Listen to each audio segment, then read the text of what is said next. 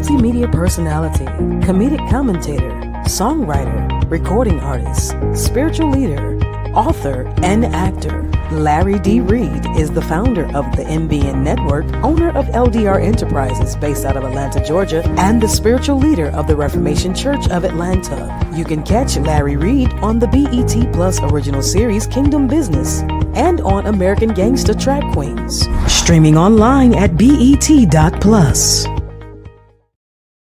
Looking for a vibrant community where faith meets empowerment? Welcome to the LRL community on Patreon. Here you'll gain access to our financial wellness plan to level up your money game and build your immune system, health and wellness lifestyle plan to keep your health in check. But that's not all. With the groundbreaking AIR project, we're creating jobs in Africa beginning in Ghana. Plus, you'll unlock insider tips from senior executives across industries. And the best part? Be part of daily prayers, weekly coaching sessions with Dr. Larry Reid himself, and so much more. It's time to connect, grow, and thrive. Get the apps, grab the merch, and join us at patreon.com/Larry Reid Live. Let's build something amazing together. The LRL community is waiting for you.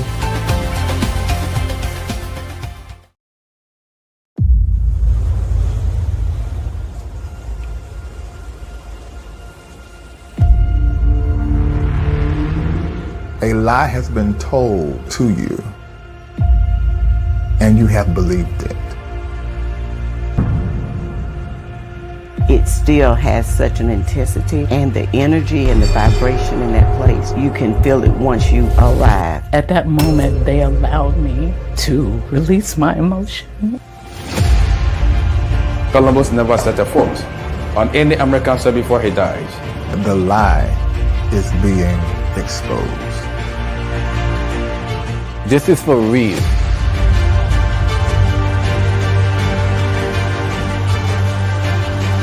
They took our strong and able people, but they could never take all Africans away. And today, we have returned in peace.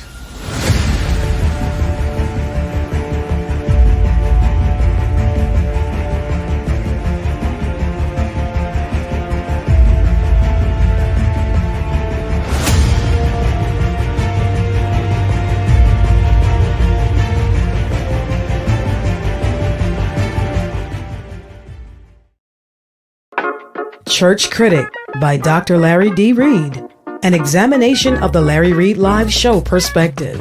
Purchase a copy today by logging on to LarryReidLive.com. That's LarryReidLive.com. Stay connected to Larry Reid Live.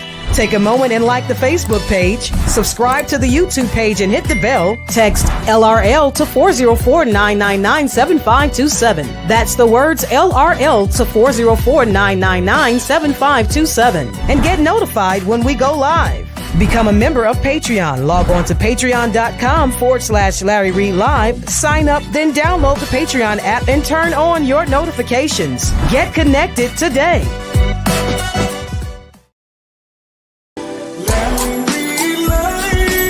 We're about to have a conversation.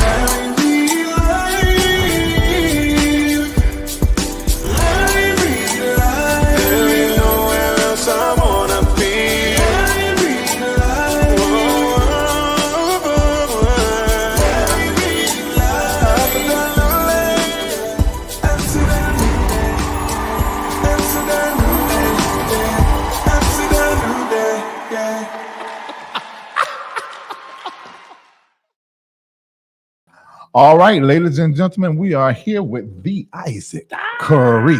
I made it, y'all. I made it for the good reasons. Yeah, for the good reasons.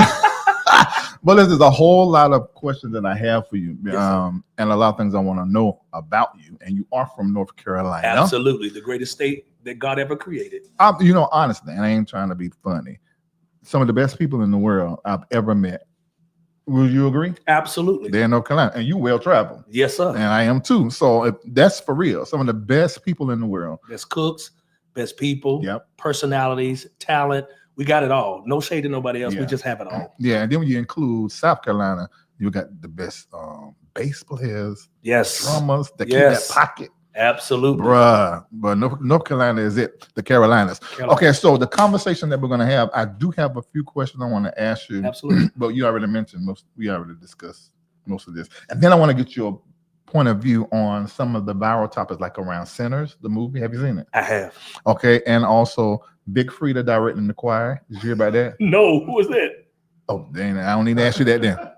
Okay, and then the Council to Live, Breathe, and Fight tour. Okay. Were you on it? No, I wasn't, but I know a little bit about it. Okay, yeah. All of my friends. So. Yeah, you're right. And so I wanted to know what you think about that. Okay. But first, the reason I know who you are is because of John P. Key. Absolutely. And I think I did have the VHS, but I done got rid of everything. But you had braces. Yes. Teeth was jacked up. But we couldn't tell that part. My teeth look like this. They look. I ain't gonna say that. I was about to say something crazy, but it looked like a bunch of. It was a mess. Yes, I have braces though. Yeah, and so I was trying to figure out. We were big John P. Key fans. Still is. Shout out to Uncle John.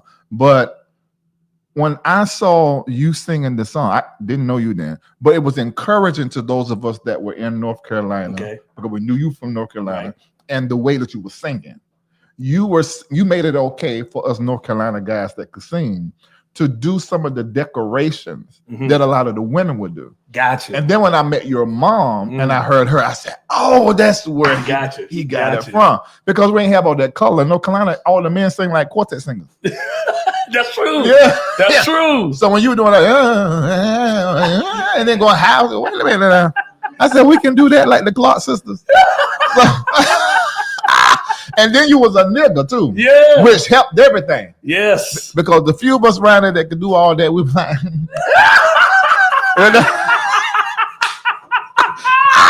you know, I'm telling the truth. It's the truth. Woo! But you was a nigga. I was like, okay, well, we can all do that. What he's doing. So how was it being with John P. Key? And that was sort of your introduction. Yeah, absolutely. So, first of all, man, thank you for having me, man. Like I have always. Was afraid to come on your show. and I'm just gonna be honest. I've always been afraid to come on your show. I feel like if I'm on a Larry Reid live show, I did something wrong with somebody lied on me. Right. And God blocked it. Shit can't tame outside. So I'm here for the right reason. So I'm so happy to be here. Yeah. So my mom and John. So my mom used to have a show called Gospel Expo. Used to come on in the Triad, Greensboro, Winston, High Point. And it was almost likened to the Bobby Jones Gospel Show, which is local. And back then, before he had P in his name, he was just John Key. Right. He had a one of them Luther Jerry curls. It didn't curl all the way. Yeah. It just that end just need to be clipped. But he used to come on with New Life, and when I was probably like 8, 9 years old. So she used to bring him to Greensboro, bring him to our church. He used to do concerts and everything. So as I got older, when I got around 15, 16, he called my mom and said, "I'm about to start a male group. And I need, I want Isaac to be a part of it." So mom was like, "Yeah," like John is like a brother to her. So she drove me down to Charlotte, and I met him. And the day I got there, I don't know if you remember Lowell. Yeah. So Lowell. Man, I'm a minister. I forgot about you was in minister. Yes, sir, Doc. Do you know how big of a fan I am a huge minister fan. Come on. I got everything. Y'all hear this, Larry? Know about me? I got all the minister. I got all of it. I love Lowell. Yeah, so Lowell. It was funny when I got to Charlotte, North Carolina, to Puppet John's house. Lowell was in the front yard raking the yard. I said, "Oh, y'all boy!" And we met then, and John put this group together. Group never came out because we ended up singing with him. Yeah. So we recorded a couple of songs, but we ended up just traveling the world with him for 4 years. So it was absolutely incredibly amazing in terms of me seeing the world for the first time. And I dropped out of high school. I didn't finish high school. I dropped out of high school my 11th grade year. You still ain't finished? Still ain't finished. I need to get my GED.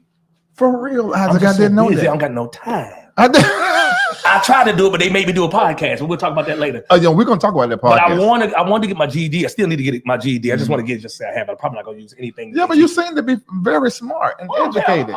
You read books. You read books. No, I listen to audio. That's the same thing. Yeah. But I do. I'm very well educated. Yeah. I just didn't finish school, and what happened was my 11th grade year. So my mama told me You can sing with John as long as when you get home on Sunday nights, you get your behind up and go to school on Mondays. Yeah. She said, the moment you don't get up and go to school, you can't sing no more. Mom, I'm gonna get up. Man, we would get home 2, 3 o'clock in the morning in Charlotte, and then I have to drive an hour to Greensboro. Whoa. So I'm gonna get home at 4 o'clock in the morning. I had to be up at 7 because I played sports. Wow. And my mom wanted to go to school. She said, okay, you don't want to go out of town with John. And I'll never forget, my mother, is when we were coaching. My mother went to Memphis for the Church of God in Christ convention. And when she went to Memphis, she was gone for a week. I packed up my 3 pair of jeans, 1 pair of shoes, and 2 t-shirts and ran away and moved to Charlotte. Whoa. And I never came back. I never heard that story. Never ever heard that story. And we didn't have no cell phones, no beepers or nothing back then. Well, at least I didn't. Right. And I left, and John, unbeknownst to me, John called her and said, I got him. And he's good. So she knew, but I didn't talk to her. I was scared to call home because I knew if I called home, she was gonna tell me to come home and I was going. Yeah. Because my mama was she was that person. Yeah. If I would have heard her voice and say, come home, I was going. It didn't matter. And I didn't go. And he told me, but in the process, he was supposed to put me back in school. He didn't. Because he was on the road and it was at the height of his career. So we were gone. And it became an amazing experience for me in terms of just seeing the world, finding out what it took, the good, the bad, the ugly. It wasn't all good. I mean, it wasn't all good, you know. Right. I was 17 years old, so it was a mess. But we had a good time, man. And I got my start there. I got a chance in 1991. I sang in front of probably like 8,000-9,000 people at the time at Azusa with Bishop Carlton Pearson. Oh, wow. And that's when Wave It Away really took off. Yeah. Because I sang it live at Azusa. And I'll never forget that moment, man. And so yeah. I don't know if y'all know Wave It Away. Do you I know you know it. But how many in the chat know Wave It Away when he sung this with John P. Key? Let me give him a little bit. I'm not worried about tomorrow or the trials it may bring. For by faith I am the victor. I can conquer anything. I cast my cares at your feet. And Lord, you comfort me. And by faith I pray that you wave your troubles away. Me and Larry didn't do it, y'all. Listen. Don't be hating. Listen. You see how the room is quiet. You got your mama oil. Wow. All day long. I won't never forget. We was in a prophetic conference. And in that prophetic conference, all the prophets had to go into the rooms and prophesy to people and record on tape. And so hers didn't finish. She was teaching a music class. And we in the service. And I heard this voice. She was singing. Yes. And she was, where she taught you how to do it. And I said, what is this sound? And when she came in and then she sang, for me, your mom was the best singer in North Carolina. Yes, I agree. Because my mom, it's like, to me, the bomb. Yeah. So when I heard your mom, I'm like, wow, I think she got my mom. I said she is. And she did it and wasn't even trying. Yeah. Sometimes when we say we doing all contorting and moving our hand. Yeah. It would just roll out of her. Yeah, my mom was cold, bro. And she would put it in so quick. Yeah. You'll miss it, like, wait, back up. And she'd be hit notes in between that the people don't normally hit when they riff and run it. And then she gave it to you. Because God knows you got it. Well, I thank God. It was funny because John texted me today and told me I posted your thing for your podcast. And we was talking about something. He said, your mom will be proud. I was like, I'm dropping a single on June 13th. And I said, I was in the studio recording my song. I said, for the first time in my music career, I felt my mama in the studio when I was singing. Because it's a different taste, more of a churchy type of song. And she's just with me, bro. I think the older I'm getting, the more I'm realizing the impact and just genetically what I just picked up from her. So I wish it's not a lot of footage out of my mom. I wish I found somebody who had footage so people could hear. Because if people heard my mom, they'll be like, it all makes sense. But they can go to the Man of Standard CD where y'all sing a duet. We did. Because I got that. Peace That Calms. PJ Morton wrote that song. Who? PJ Morton? I didn't know that. Man. Just look it up. Peace That Comes. No, it's on Apple Music. Yeah. Because I got to see it there. Peace That Comes, and it's like the last song on that CD. I forgot that we did that. I gotta go listen to that. Listen, I still do something to what he do, but it's almost like she said, "This your mama, boy," and that's what she would say. Now, I'll never forget. Before she lost her memory and Alzheimer's kicked in, she used to call me if I put out a song or something. She was like, "Oh, I hear you picked up everything I did and didn't give me no credit." That sounds like a she was cold blooded, man. My mama, and my sister got it too. Oh, really? My sister Kim. Well, how come she don't sing? Oh, you know what? I heard there was something y'all at the piano. You heard something. Yes. What CD that on? What? I don't know. I had it. My sister was cold. Yeah, I heard her. And she still is. She plays. Yes, she plays. And so it ran in my family. But my mama was cold. But so John just kind of put it out there to the world, man. Yeah. And he kind of really I think sometimes people look at the experiences they go through, but they don't understand that it was literally him just throwing me out there to the world. And when I kind of left and went on my own, I went from John P. Key straight into Minor Standard. Whoa. Yeah, so Lowell and I, that's when we started. And now Lowell is, in my opinion, John P. Key's vocal child. Yes, I would agree with that. And then it's like John P. Key through Noel, you, and the Minor Standard birthed a whole group of singers. I will never forget a video I seen online of a very large guy at that time was singing, who ended up becoming who we know today. God, his name is slipping my name, but I know him well. He with Black Smoke. Zacardi Cortez. Yes, sir. When I heard him, I said, he got John. He got Isaac. Yes. He got Lowell. Got everybody in his throat. A little bit of Kim. All in his throat. That boy is so cold. He is terribly good. Oh, it's ridiculous. And he's just a vocal. I think before I sing. Like when I'm singing, I'm thinking about what are you gonna do? Because I can't afford a lot of train wrecks in my life. You never missed though. I'd miss. I just know how to cover. I know how to cover them up. I ain't seen them. I've missed. But Carree just what he does. I compare him to Michael Jordan. Michael Jordan. I saw one time on a video. Michael Jordan said when he's dunking the basketball, he doesn't know what he's gonna do until he's in the air. Yeah, it's like who does that? You in the air, then you figure out in the moment what you're gonna do. And he is that kind of singer. Carree does it. And Karen is that kind of singer too. Yeah, I'm like, I don't know how y'all do that because I have to process. Like I know where I'm going. If I'm on this verse, I know where I'm going by the time I get here. Because I'm a thinking singer. And see, that's how I am most time, unless I'm just caught up. Right. Lee Andrews another thinker. She think before she sings. That girl. You can see it come in her mind what she about to do. Yeah. And then she'll squat and pull it from her from her crotch. So it makes me feel old. I am old. I'm not running from that, but it makes me feel older. How old are you? I'm 52. That's not old. Well, praise the Lord. Yeah, y'all heard that? I'm not old. No, that's not old. That's older. That's older. But it ain't old. But it makes me. But when I hear like people like Daryl Walls and Zacardi, all of them tell me, to my friends, Jonathan McReynolds, all those. You can tell that vocally. They was like, "Yo, we grew up listening to you." Wait a minute. I need you to get this. Get the word of this. You are responsible for birthing a lot of male vocal singers. Jesus. Just like your podcast show that you got, the one that Nene just came up with, and the other one's coming up. Y'all my spiritual children. Amen. Amen. Because I saw Colin Reid and he dropped some wisdom. And I got no shame about it. Yeah, but you are that. I mean, am I lying? When it comes, and I used to practice the Minor Standard. Wow. I know every song. There's no song on Minor Standard that I do not know every word. And then I had some of the praise team singers, some of the songs. That one about that candlestick, that what's his name? Yeah, he passed it now. PJ Morton wrote that. PJ is bad. I'm gonna give you a fun fact about that song. That was the very first song that PJ ever wrote that was recorded publicly to the world. When I tell that was you, the first time he ever wrote a song that it was recorded. I played that song last year in the plane.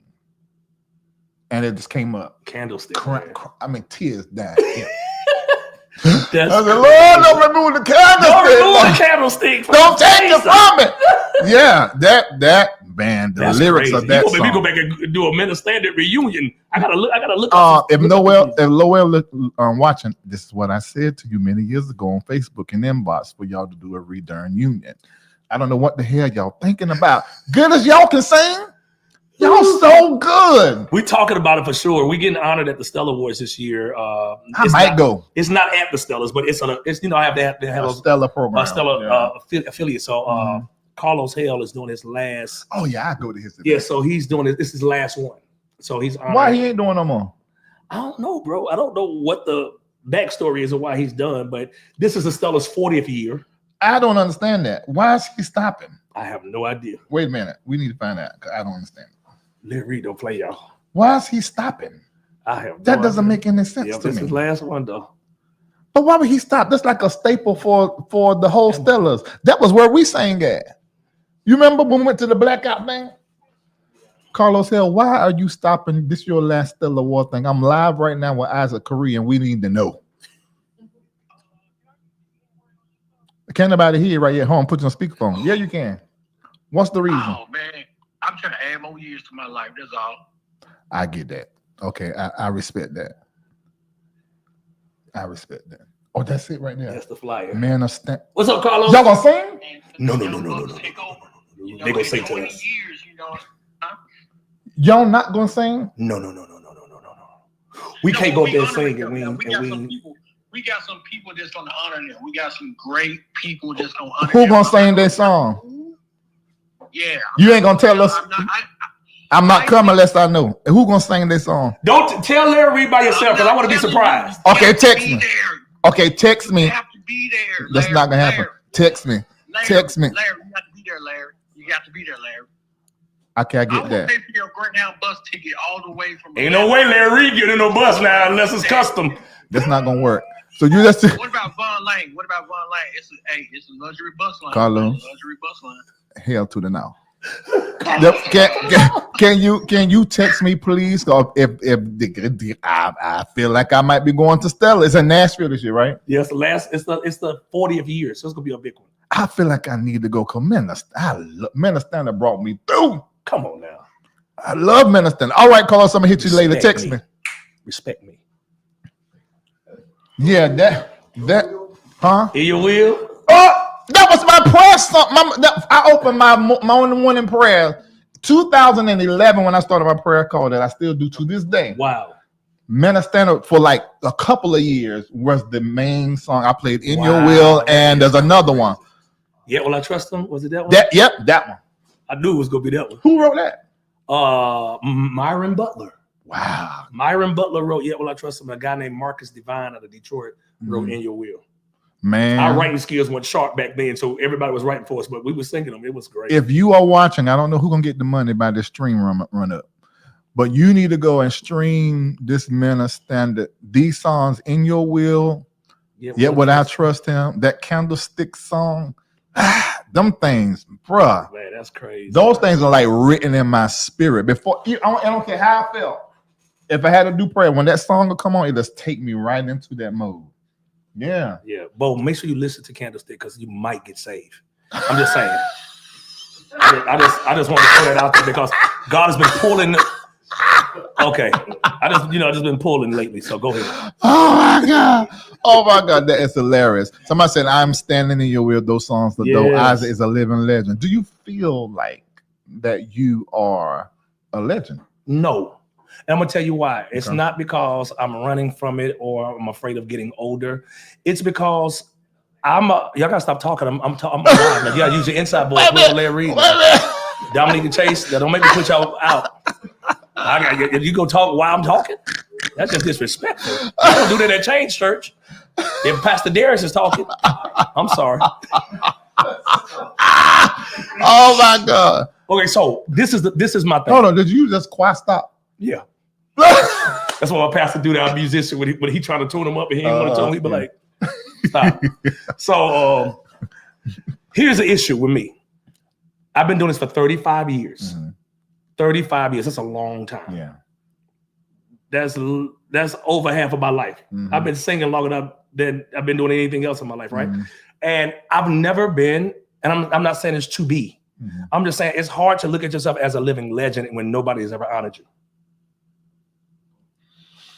Okay, well, because I feel like it's self-proclaimed. Okay, well, and I'm not talking about compliments. I get compliments all the time, but I'm talking about when when your industry has not recognized you as a staple or as a living legend or a pioneer or somebody who paved the way.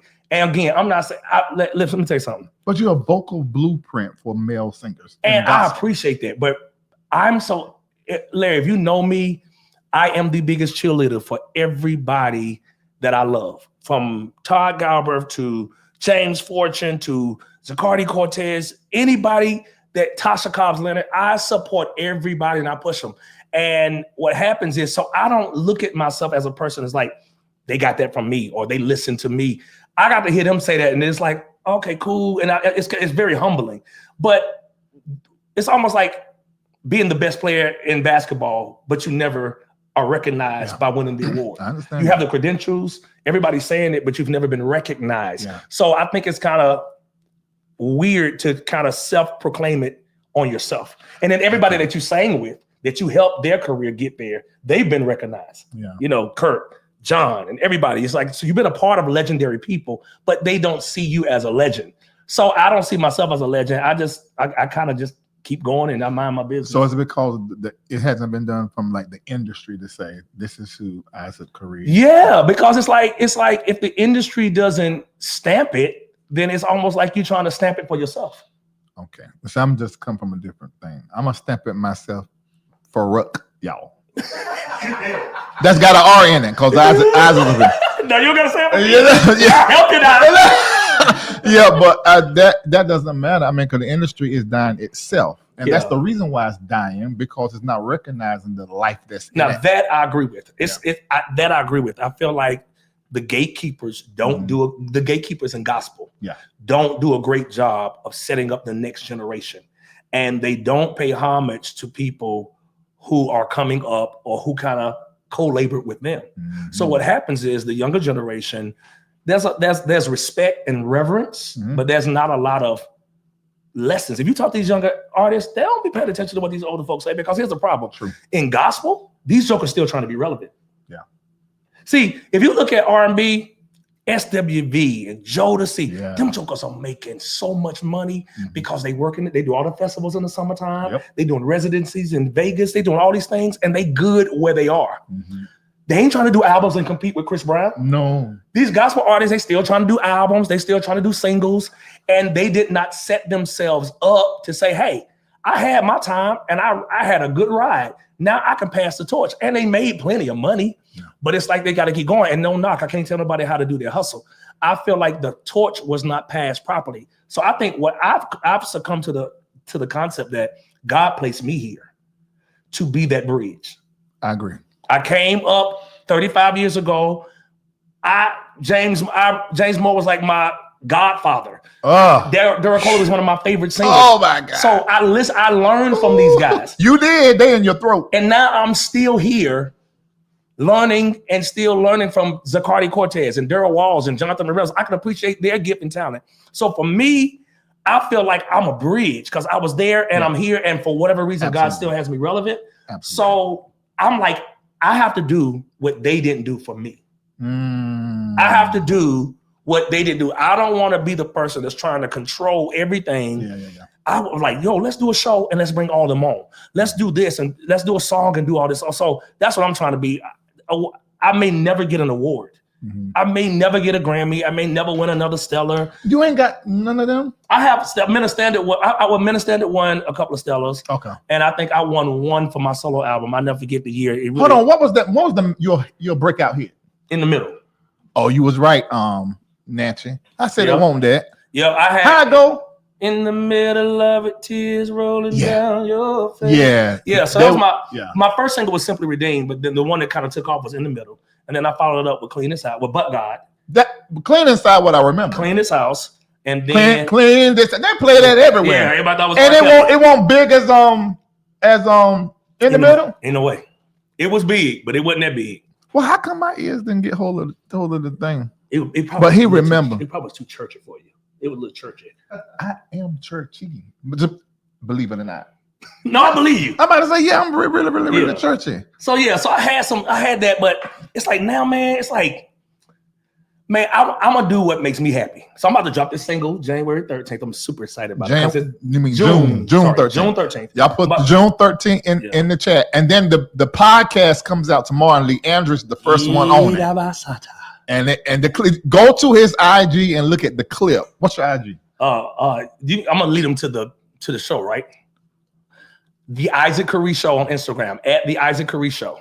Now in that bio is your real page, your other page in the bio? Yes. Okay, good. Yeah. So and my page is at Ike Nice. If you don't follow me, right. Ike Nice. So follow both of them. But when I seen that clip, clean, amazing, I know Leandra. Yes. I looked at her face. I said, "Oh, he got the raw, real Leandra." She came in hot. Yeah. Larry, she came in hot, and literally, I'll be honest with you, man.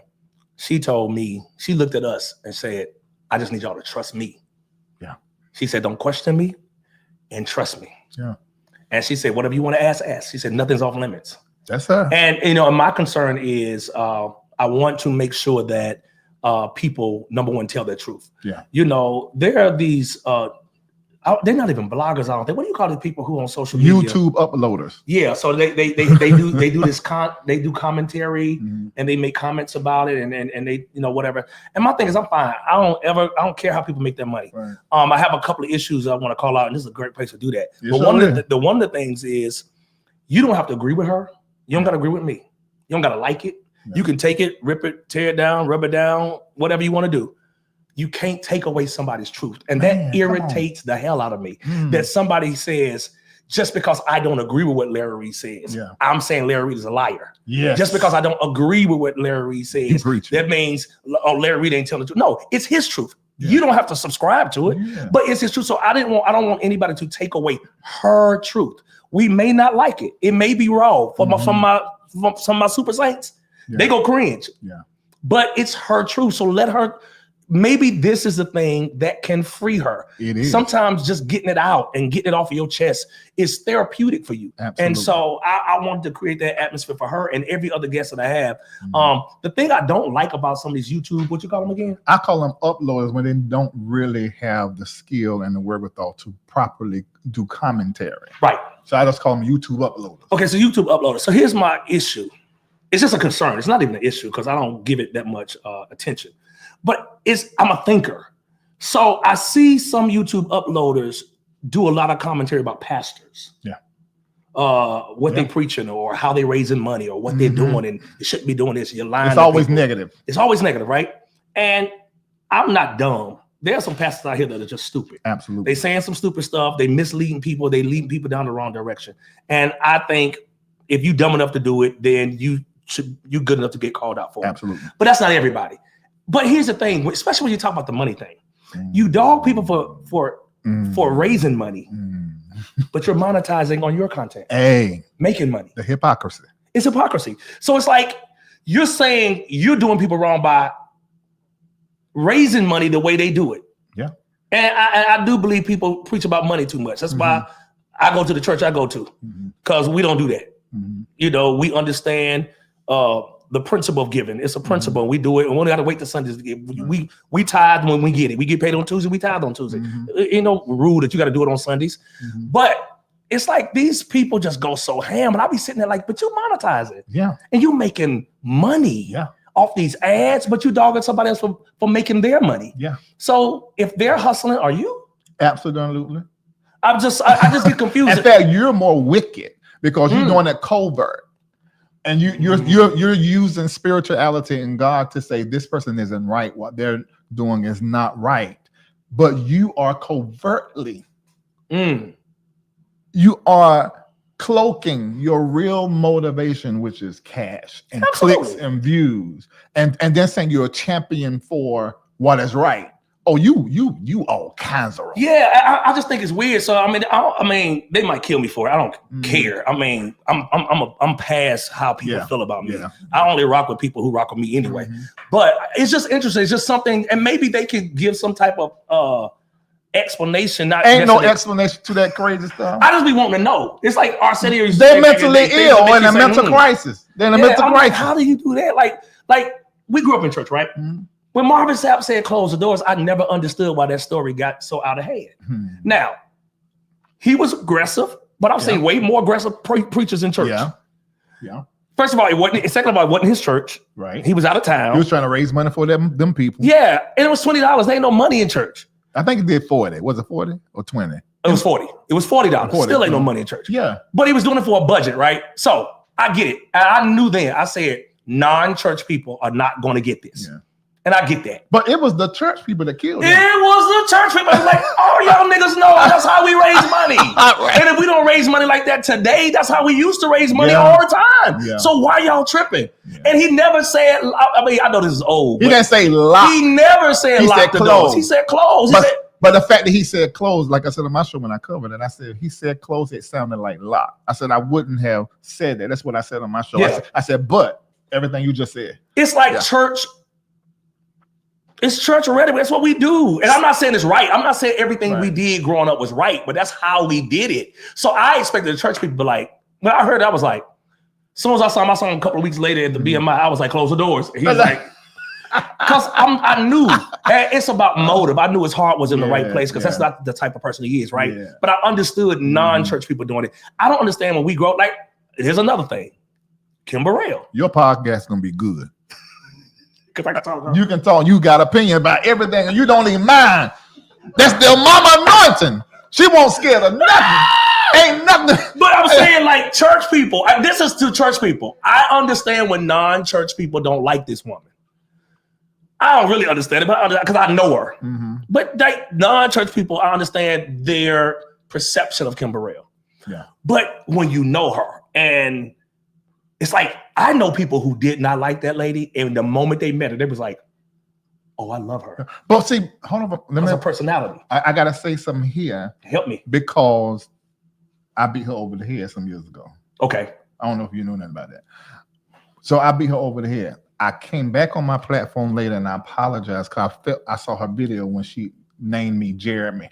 She said, he's so talented, he don't have to do that. She called me Jeremy Reid as opposed to Larry Reid. So Jeremy is the person that I go into when I start saying a whole lot of crazy stuff. And it's like a running joke on my platform. Okay. Thank you, Kim Burrell. And I had given her a nickname, everything. But I say this every time. I say Kim Burrell is just like the church mothers. And when you do not know the church mothers, you can't find her way funny. Yep. You find her rude instead of her like doing as she do. Right. I'm not excusing if she has hurt somebody's feelings. Absolutely. And the time she actually did. Mm-hmm. I'm not excusing that. But what I am saying is that I think that she is sometimes misunderstood. And I text her and I told her, I said, you know what? I know I ate you up. Yeah. But I'm sorry. Mm-hmm. And I would like an opportunity. Everybody I done wrong, not just taking stuff down, I give an opportunity to sit there. James Hall, Ricky Dillard, so I can apologize to them. James, the Gray's wife, I'll call her the Avenger. Yeah. We were in that studio over there though, where the Nini. And I apologized to her and everything. Kim Burrell made a statement the other day. She said that she got delivered from religion. That was a powerful statement. Did you hear her say that? She was at Jamal Church. Oh, Jamal. Jamal is funny. Jamal is funny. Jamal is the pastor that we love, and hats off to what he's doing right now, because he's one of the few pastors who are doing it. Jamal is when he was out there in the street. Okay. So Jamal is a pastor. Jamal. Right. But she said, I got delivered from religion. Yes. And that clicked with me because I believe it's true. Mm. I believe some of what we saw, it was just her working 100%. Out of that. I agree. I believe that's true. And this is the thing that people have to understand. Larry, I'm in the same process of being delivered from religion, because here's the thing. We were taught this is what you have to do. Right. This is what you got to say. Right. If you don't do it this way, you're going to hell. Yeah. If you don't do it that way, you ain't right. Mm-hmm. So for years, out of 35 of my years, I would say 33 of those years, maybe 32 of those years, I was trying to do it the way they were taught me. But here's the thing. All y'all my spiritual children. I mean, Lord have mercy. I've been talking deconstruction and decolonization of our faith on this platform for years, and y'all just catching up. Let me pray with you. Lord, help. Help all them in the gospel industry end up and find their Larry. Amen.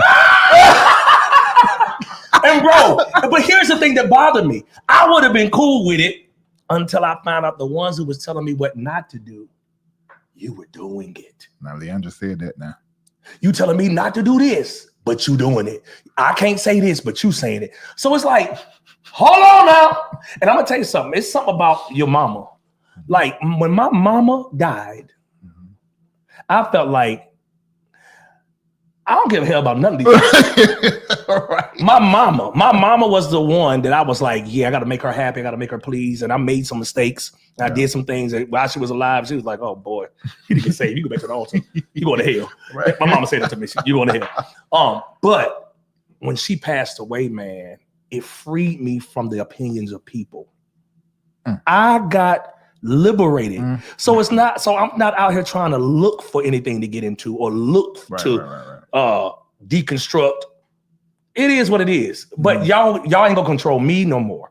I'm gonna do what God told me to do. And one thing I realized is church people, and I'm speaking to church people because I love them. Those are my people. I'm a church person, and I've been guilty of some of the things I'm saying. Right. Church people, they never want you to do what God tells you to do. They want you to do what they want you to do. What they think God is telling you to do. Right. And my thing is, how do you know what he's speaking to me? Like I believe in prophets and all that stuff. But these are just people who come in just saying, oh, you out the will of God. How you know? You don't know what he told me to do. Right. You don't know. So with that being said, even with this platform that I'm doing, one of the greatest advice I got was don't play to the church. Whoa. Don't alienate the church. Right. But don't make this exclusively church content. Bring them along on the journey because they're going to listen. People are going to hear you. They won't hear me. So that what you're doing is deconstruction. The podcast is birthed out of the deconstruction that is happening in your life. When I say deconstruction, I'm not saying deconversion. Okay. Because that's a new thing the pastors put out to try to kill deconstruction. Okay. We're not changing our faith. Yeah. We are just getting rid of all of the bullshit that y'all done told us that ain't even right and it don't help us. And not only that, what they told you to tell us, and we mean some of them old heads and then what the hell they were talking about, and the white people that started Christianity. Why are you Western Christianity, excuse me. Yes. Why are you, and what caused you to shift from the way you did it before to the way you're doing it now? Because Larry, I ain't lie, I was scared of you. Not scared as in fearful, but I was just kind of like, I don't want no smoke. I ain't bothering nobody. Leave me alone. I'm good. Cause you, like, this is when I thought I saw the change. Tell me, was this around the time? Okay. I thought I saw the change after Lamar. Who's Lamar? What you used to call him something different? I don't know who the hell that is. Whitehead. Oh, hell no. It was already changed before then. I just had to respond back to him. You went ham on that joker. And rightly so. I held back. I wasn't giving him the giving. Well, I held back. Honestly, I did not want to talk about the man. He'd been asking to be on my platform for a year and some change. But I couldn't get with him. His energy, I just couldn't do. I was trying to appease everybody was around him that was dealing with him, but I could not get with him. So I lied over and over. You know, he called me FaceTime. I'm like, I'm in Zimbabwe. I'll call you back. You know, and so I've done that for a long period of time. I don't think I don't want to stir it back up. No. But I just couldn't get with his energy. That's as simple as that. So then when I had an opinion, because I what made the video go viral. Right. One of the members sent it straight to me, so now you know. And I put it up. In my caption, I said, "This is horrible for somebody to come and rob a pastor." I think the reason may be because he dresses the way that he dressed. Flashy. Yeah, but this is improper. And I believed it really was a real robbery and everything from the beginning. This man acted like I was against him because I had an opinion. My other opinion was your church don't look like you. Just that one chain you got. They don't like that kind of preaching, Larry. Yeah. How in the hell is your church looking like it took every bit of $40 to decorate it? And you got on $400,000. That didn't make sense then, and it certainly don't make sense. Like the broken. Yeah. Yeah, I agree. It's like, So I watched that whole thing go down. So I was like, oh, Larry don't play. Larry don't play. You accusing me of some of everything. Then the IRS called. Who are the people? No, the FBI. When you said, now hold on. When you said the FBI, I said, oh, this he was saying weird. I was lying. First of all, let me say something very clear. This show, I got off this show and TMZ called me. What's it, TBN? Nobody watched that no more. Fox. All these people are in my phone. Are you serious? Yes. Osteen. This is in my phone. You in my are dangerous. phone. And no, that matter of dangerous. I didn't know at the time back before I changed that I was at that level. Okay. If they call me, it was like this calling me. I mean, go on. I'm going to go do whatever I got to do. But when I started to leave my house, because I've really worked for 2 years straight every day on my show and didn't hardly leave my house. When I walked out into Atlanta and there's pictures everywhere I went, I said, wait a minute. I think I'm popular. So at that moment, I had to start being careful at what I was putting out. Yeah. And that started the end of 2019. And I've been trying to rebrand my show ever since. So the only time my shows go super viral is a situation like Whitehead, or I'm covering like I had to do the Jake's thing. But I don't do them stories. Most of the time, I'm talking about blackness, astrology, numerology, money. That's my conversation. Okay. Or discussing what some preacher done said in the pulpit that just biblically is not proper. Yeah, incorrect. Yeah. That's it. Okay. But it's the big shows that people know me for. And it's taken all these years and it's still going on for people to really understand what I am not doing, not what I am doing. Okay, I got one more question on your show, and then I'll save the rest for my show when you come on. Because these are questions I just always wanted to ask you. Yeah. So, are you afraid of losing the audience that you created because they gravitated to that type of energy?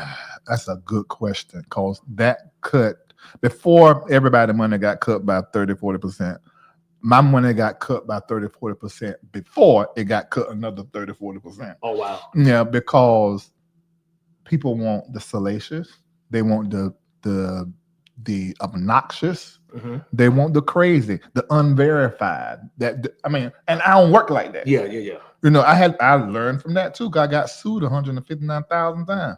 You know, so after going through $1 million or something in fighting court cases, I said, I'm not doing this no more. That's not working. So let me do this a different way. I haven't received a cease and desist and a lawsuit in so many years now. Really, since I changed it, I haven't received one. Wow. So all of those things together and hearing from the people I was talking about, that changed. That made me change. It really did, because I don't want to hurt nobody. That's not my purpose. That's so unless you hurt me. You hurt me, I'm trying to kill you. I know that's right. Yeah. So all y'all that try to tell me don't be careful what you say. Dom, Bo, Chase. I don't blame it. If y'all said it, I don't blame it. Oh, okay. They're looking at me like I'm crazy. But they was like, what you gonna do? But I knew like your content had changed. I was like, his content changed. He don't even get down like that. Because every time I see you now, you talk about real estate. Yeah. I was like, oh, and I saw you over in Dubai. I said, Larry about to leave us. Yeah, I'm the conversation I happened upstairs, so I came down. I just might be gone. Are you serious? Yeah, and somebody sent me something about somebody said Larry's about to leave and move to Africa. No. No. I love Africa. I visit Africa. I'm Ghanaian. Okay. By blood. Yeah. Hell to the no. No. Maybe another part, but the parts I've been, nope. South Africa, maybe. That's America. Yeah. You see what's going on with them white folk and got floated over here? I don't want to deal with America bullshit no more. I know that's right. I don't want food. I'm tired of that. I'm done with that. No. Larry, guess what? What? I got my old podcast. Oh yeah. It's called a show though. I'm not gonna get to that. Just trying to lead me in. Hold on. Okay, hold on a minute. James Fortune, because you with James Fortune for a while. Yes, that's my guy. And y'all had a good show. We did. Our schedules just started clashing. James is super, super busy, and we just couldn't get it together. And then our producer, kind of Shayla, she just got real busy. So it was timing. And then I'm gonna tell you what's crazy though. Okay. This season on American Idol, we had 3 people who started from Fortune's Not Talent, and one of them won. Wow. Jamal was on our show. Wow. We have footage. He started on Fortune's Loud Talent. Gabby from Baltimore. Wow. Fortune's Loud Talent, and that guy that Kirk sang with from Dallas, the young guy. The fat guy. So all of them came through. Why was Kurt pulling big as he is? He needed wheels. You trying to pull this man from one place to the next place. Kurt, everybody can't jump around and bounce around and gyrate like you do. You about to piss me off with all that. I was like, why did you do that? Pull that boy over there. He couldn't even sing because he couldn't breathe. Kurt. Now that was too much. And you know I love Kurt. Just so y'all know, that's my guy. Kurt. But I'm like, now you had that boy running all over. He couldn't breathe. It was bad. So the James Fortune show. Now we own Kurt because I want to talk about Kurt. Yes, and we already done the other. So our schedule was good. We had a good thing. Fortune's Loud Talent, amazing. And I'm not saying it's dead. I'm just saying it has to be restructured. Yeah, I got you. For all of us. Yeah. It was super inconsistent, and we would just kind of do it. We started this show in the pandemic. No. We started it like 3 years before the pandemic, man. Okay. And then it took off in the pandemic. Yeah, that's when I saw it. And we got flack for this show, bro, because we had people who were mentally challenged or because I misread that. Yeah, I misread that because I only saw the white girl up there. I said, no, this is Aubrey. Why are they doing this to this girl? I said Aubrey, she can't sing a note. She can't sing. And I think she did sing. So it wasn't until Dizzy is crazy. Right. But it wasn't Dizzy. It wasn't until but I think James hit me up. I think James hit you. Yeah. And then he was like, and I deleted it. Because context is everything. So what happened is Aubrey is a young lady. She's special needs, but she loves James Fortune and Issac Carree. Like she loves us. And we took a liking to her. We've gone to California to see her. Oh, wow. We paid for her hospital visits because she's had to have surgery several different times. We blessed her mom with thousands of dollars. Wow, that's a blessing. So we've done so much for Aubrey. So we even made her the theme song for the last season. We her singing and then people just fell in love with her. Yeah. So when she would come on, we would just make her part of the show. When people got it, but church people killed us for this show because we were doing we were like a Sunday Best version that told the truth. Yeah. I always said Sunday Best would still be around like American Idol if they had the right judges that told the truth. But all the judges, and I love all of them, right? They wanted to have church. Yeah. I ain't here to talk about your spirituality and how well you speak in tongues. I can't. Nigga, you was off key. And that was the reason why they need somebody to tell them the truth. That's why I stopped watching. I said, it just became too churchy. It's like judge the talent. Yeah. So that's what James and I did. If you were terrible, we told you, keep your day job, baby. God is calling you to another ministry. And church people get offended. They do. They get super offended. So we had to go through that. We went through hate emails and all that stuff, but we didn't waver. And then we didn't discriminate. We laughed at everybody. Yeah. We laughed at each other. We didn't care what your ailment was. We didn't care what your sickness was, because one thing I realized, and we did some research about this, people who are mentally challenged or disabled, they don't want to be treated special. Oh, that's true. They want to be treated the same. That's true. But what happens is we, at our emotions, which is not bad, emotionally, we want to be like, take it easy on them. No. And then the church is the only place in the world that celebrates mediocrity. Well, they doing it for the Lord. Baby, they still wrong. And God don't want to hear that mess. You're going to make me cuss. Lord, help me not to cuss. Like, just tell the truth. If you can't sing, you don't need to be in the choir. I don't care how faithful you are. And if you can't preach, you ain't got no business in the pulpit. Listen, let me say this on a literally live show. If you don't have to worry about your pastor trying to be all in the video, all in the music videos, all in the television shows, come to Change Church. We don't have that problem over there. Yeah. We preach, we sing, and we don't keep you all day. Yeah. We ain't gonna beat you over here with money, and we gonna get on out of there. Your pastor says a lot of things that I think a lot of people need to pay attention. He's a brilliant mind, man. Yeah. He's a brilliant mind, and I'm one of the ones who knows him outside of the pulpit. Mm-hmm. He's an amazing preacher. But he's a better man. That's what matters. When I tell you that Joker is just a good man, the way he treats people, the way he talks to people, he honors people, man. And we have an honor system in our church. He's just a great man. So I'm blessed to be a part of a ministry after all these years being in church, where I've been pimped, overused, and underappreciated, definitely underpaid. Where I literally go to church and I sit on the front row and I don't even sing on the praise team. Whoa. People are like, right, you're too good to sing. No, it's like we have an amazing worship team. They don't need me. Wow. I can go to church, serve wherever they need me to serve. Sometimes I sing, sometimes I don't. So you ain't had a whole lot of pastors like Todd Galberth. Todd, we love you. We love you. And that's not a dig. It's not a dig. But every time I block, you had a new pastor.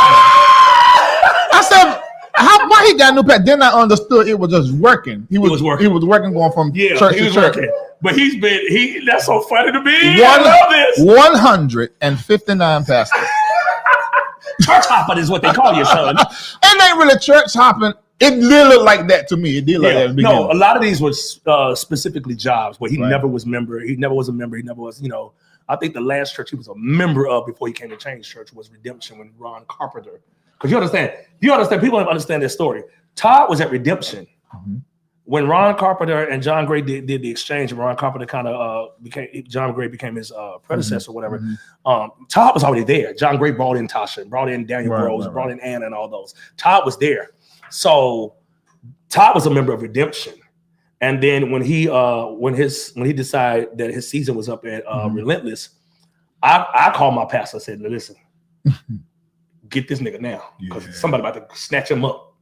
And he need to be somewhere safe. And he need to be somewhere good. And we got him. And he's rooted. Todd Galberth has always sounded the way he sounds now. And that's sad because he cannot sing. That's a whole lie. I'm playing.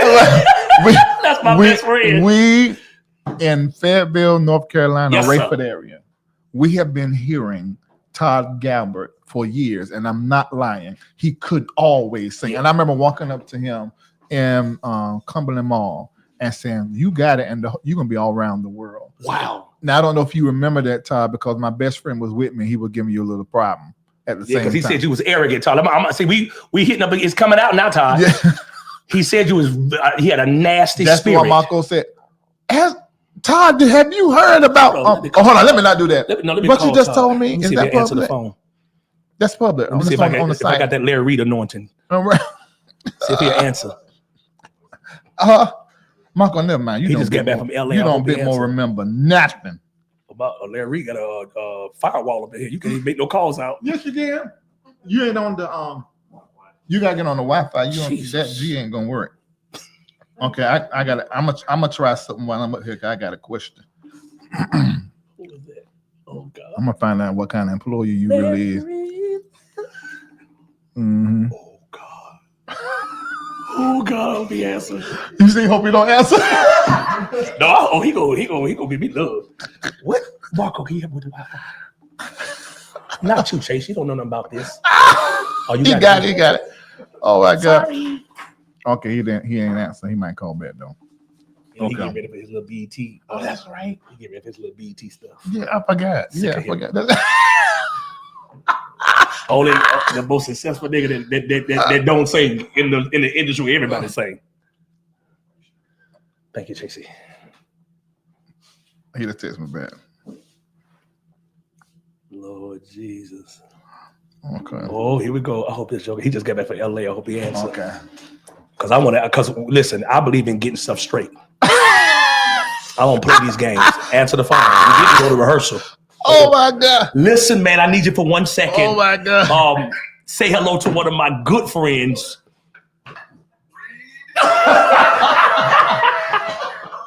And look, we're on the show, and I was just telling them that you always sounded the way you sound just right now. Horrible. All the way back in Fayetteville. You, Philip Bryant, y'all always been able to sing.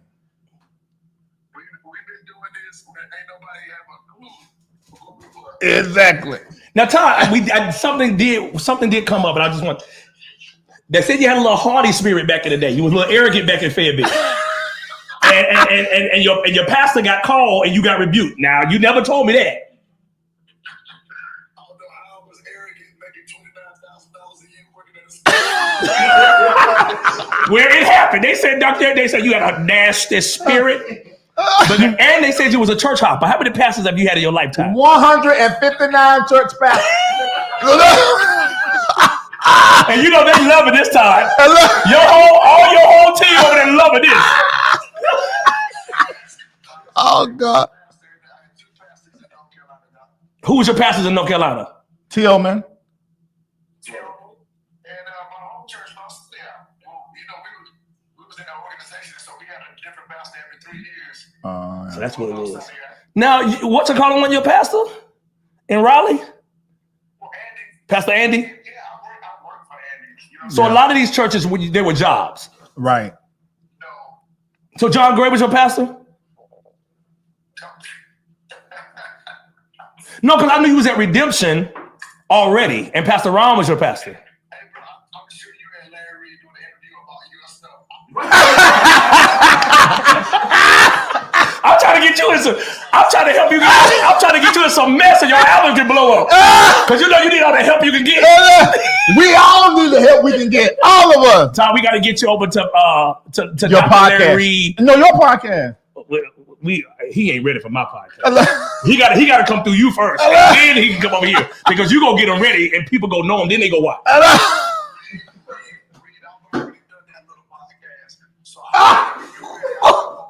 Little. No, he didn't say little. No, church folk, good for that. Little.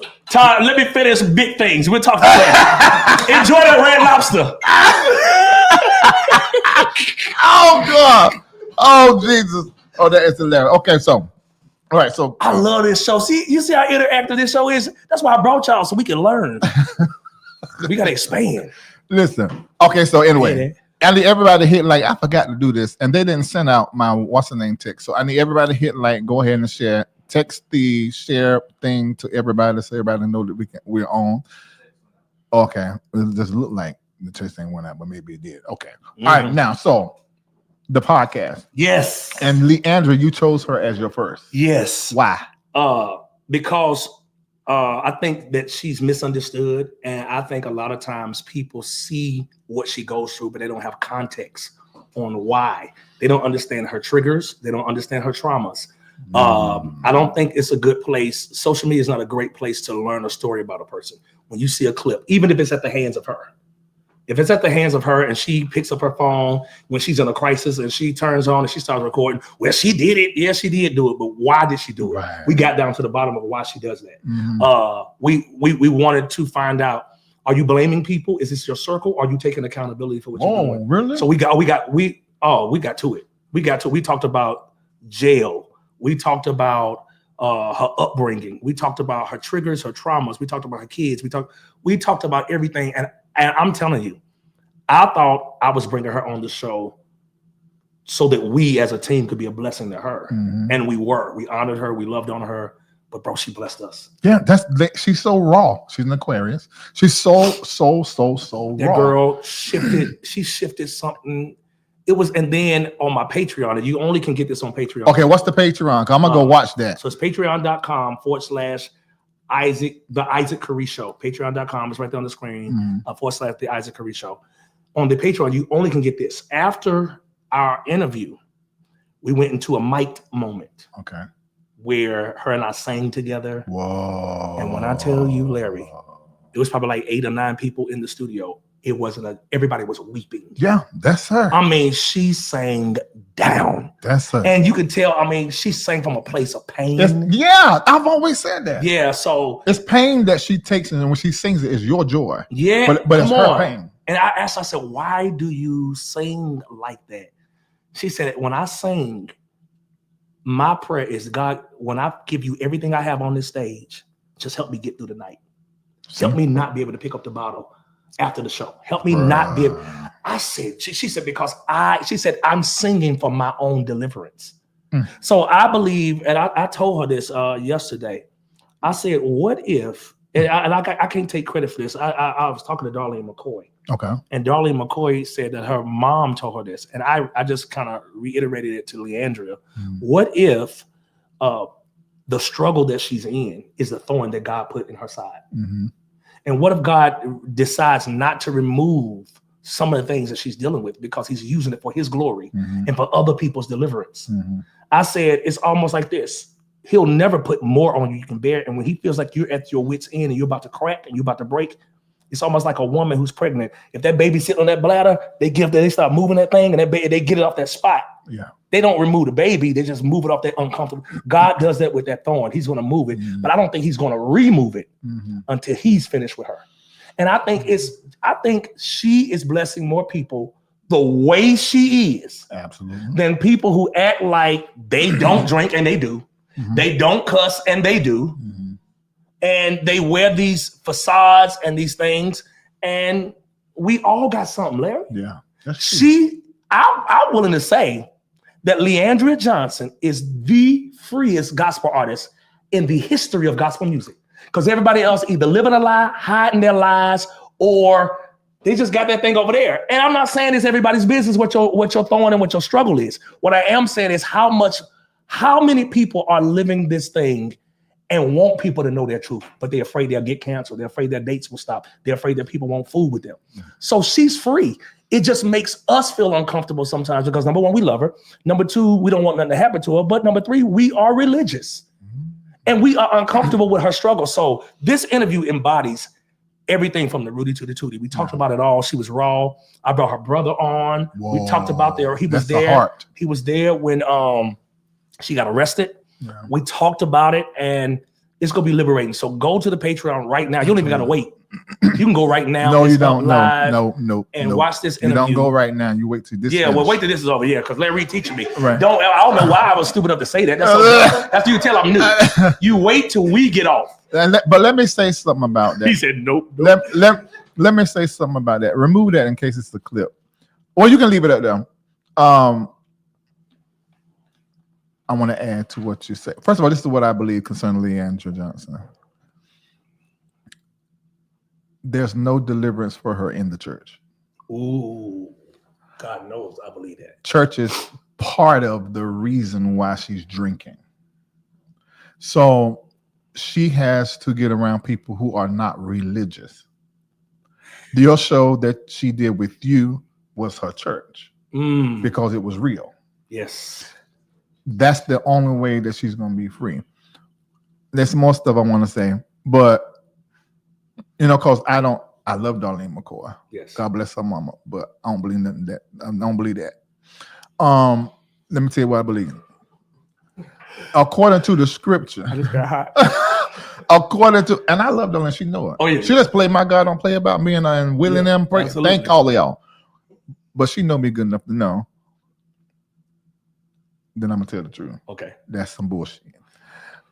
The thorn, according to the text, is the result of revelation.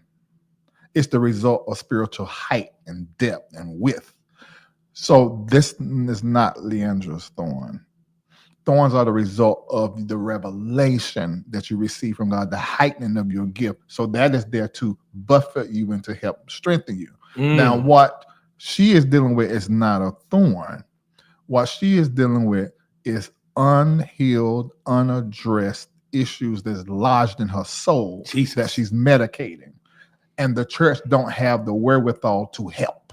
Jesus. It's just that simple. Gotcha. She's got to go to professionals. Yes. And she got to surround herself with friends that are not in the church. I'm gonna keep it 100. Now you different. You in the church, but you ain't. You ain't got all that stuff. Yeah, but she can't have religious friends. It's not going to work. So when I speak with her, I tell her straight. You know?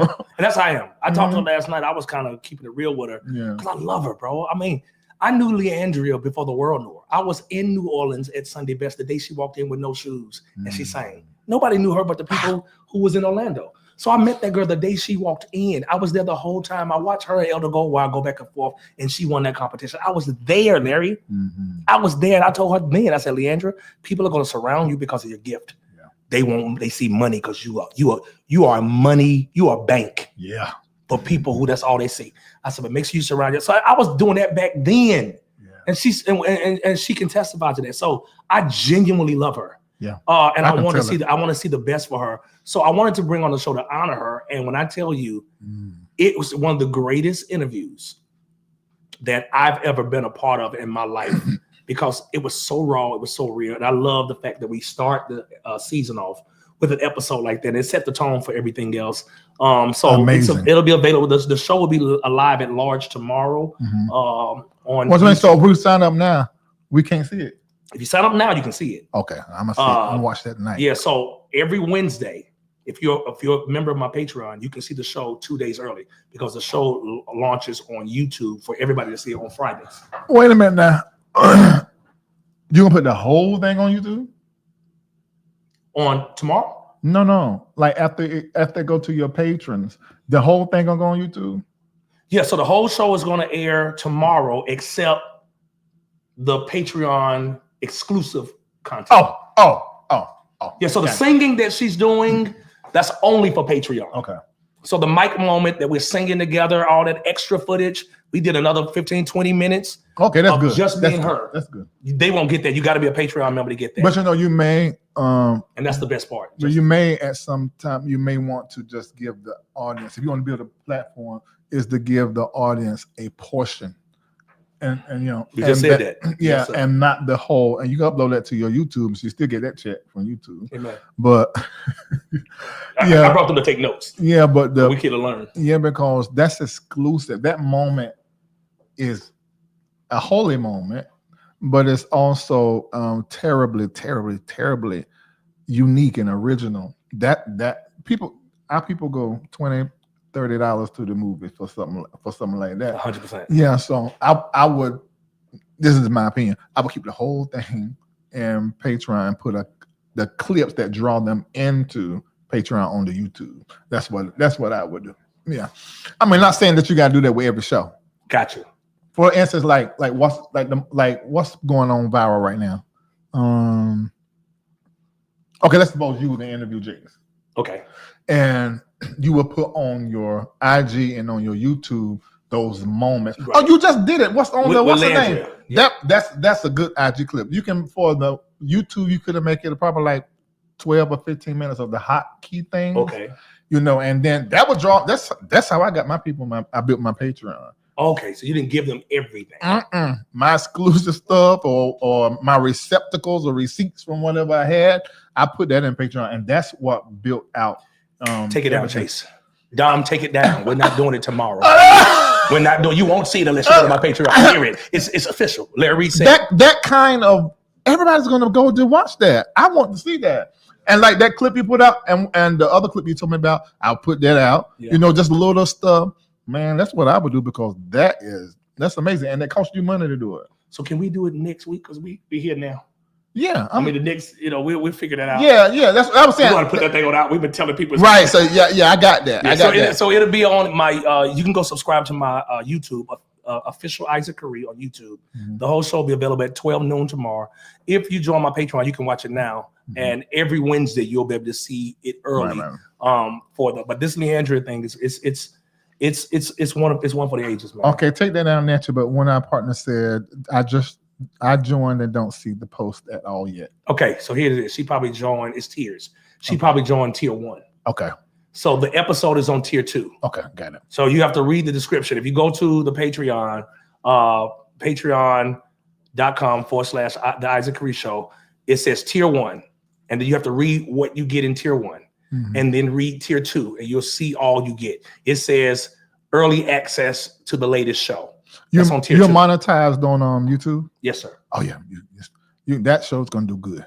With Leandra going on there, praise the Lord. That's gonna do well. Yeah, so I'm glad you said that. I just wanted to make sure because my experience, and I'm not talking about this young lady because thank you for going, but a lot of times I kept telling my team, some people we don't read. You see how folk get this to I love it, Larry. Teach them, but let me see Leandra first. Folk like free. Jesus. I've been giving y'all free for 35 years. I hate free. Okay, we got some folk that's joining. If you join tier 2, let me know so I just can know. Hey, Tyrese, so you see it, right? Thais, I'm sorry. Thais, now he's a content creator on YouTube. If Thais joined tier 2, he definitely sees the early access, so he gets it. And see, he can go. See, this is how it works. See, he's the content creator, has a following. He'll probably go online and talk about what he saw. Then they're gonna go over there and try to see it. Please, Thais. Yeah. I ain't too proud to beg. And he know how not to tell everything. My daughter just graduated from high school. She going to college. I got tuition. Please, Thais, I need your help. Yeah, I don't do free. You can't even come to my church service if I'm not already got $12 or $25 something from you in my Patreon. All my events is for patrons. The only thing I did that wasn't for patrons was Bishop Pearson's celebration thing. Yes, you wanted everybody to come. No, I did not. And I would never do that again. No, I did not. I would never do it again.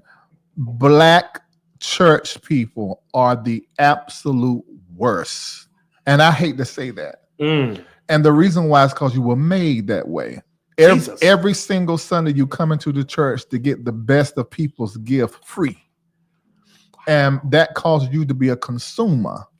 No different than anybody that's walking in that. I mean, you just become a consumer and you think you're supposed to get it free. That's a low quality person and vibration. When them people started coming in, I said, you can feel it on them. Jesus. Now, see, some of you may be used to that because y'all go to church every Sunday. But see, I don't go to church every Sunday. My church is digital, and we have church a few times a year. Gotcha. So when I was very sensitive to it, I said, I won't ever do this again. Thousands of people, and all of y'all, offering time, they sat there and looked at me. I told them the thing was $350,000. What are y'all doing?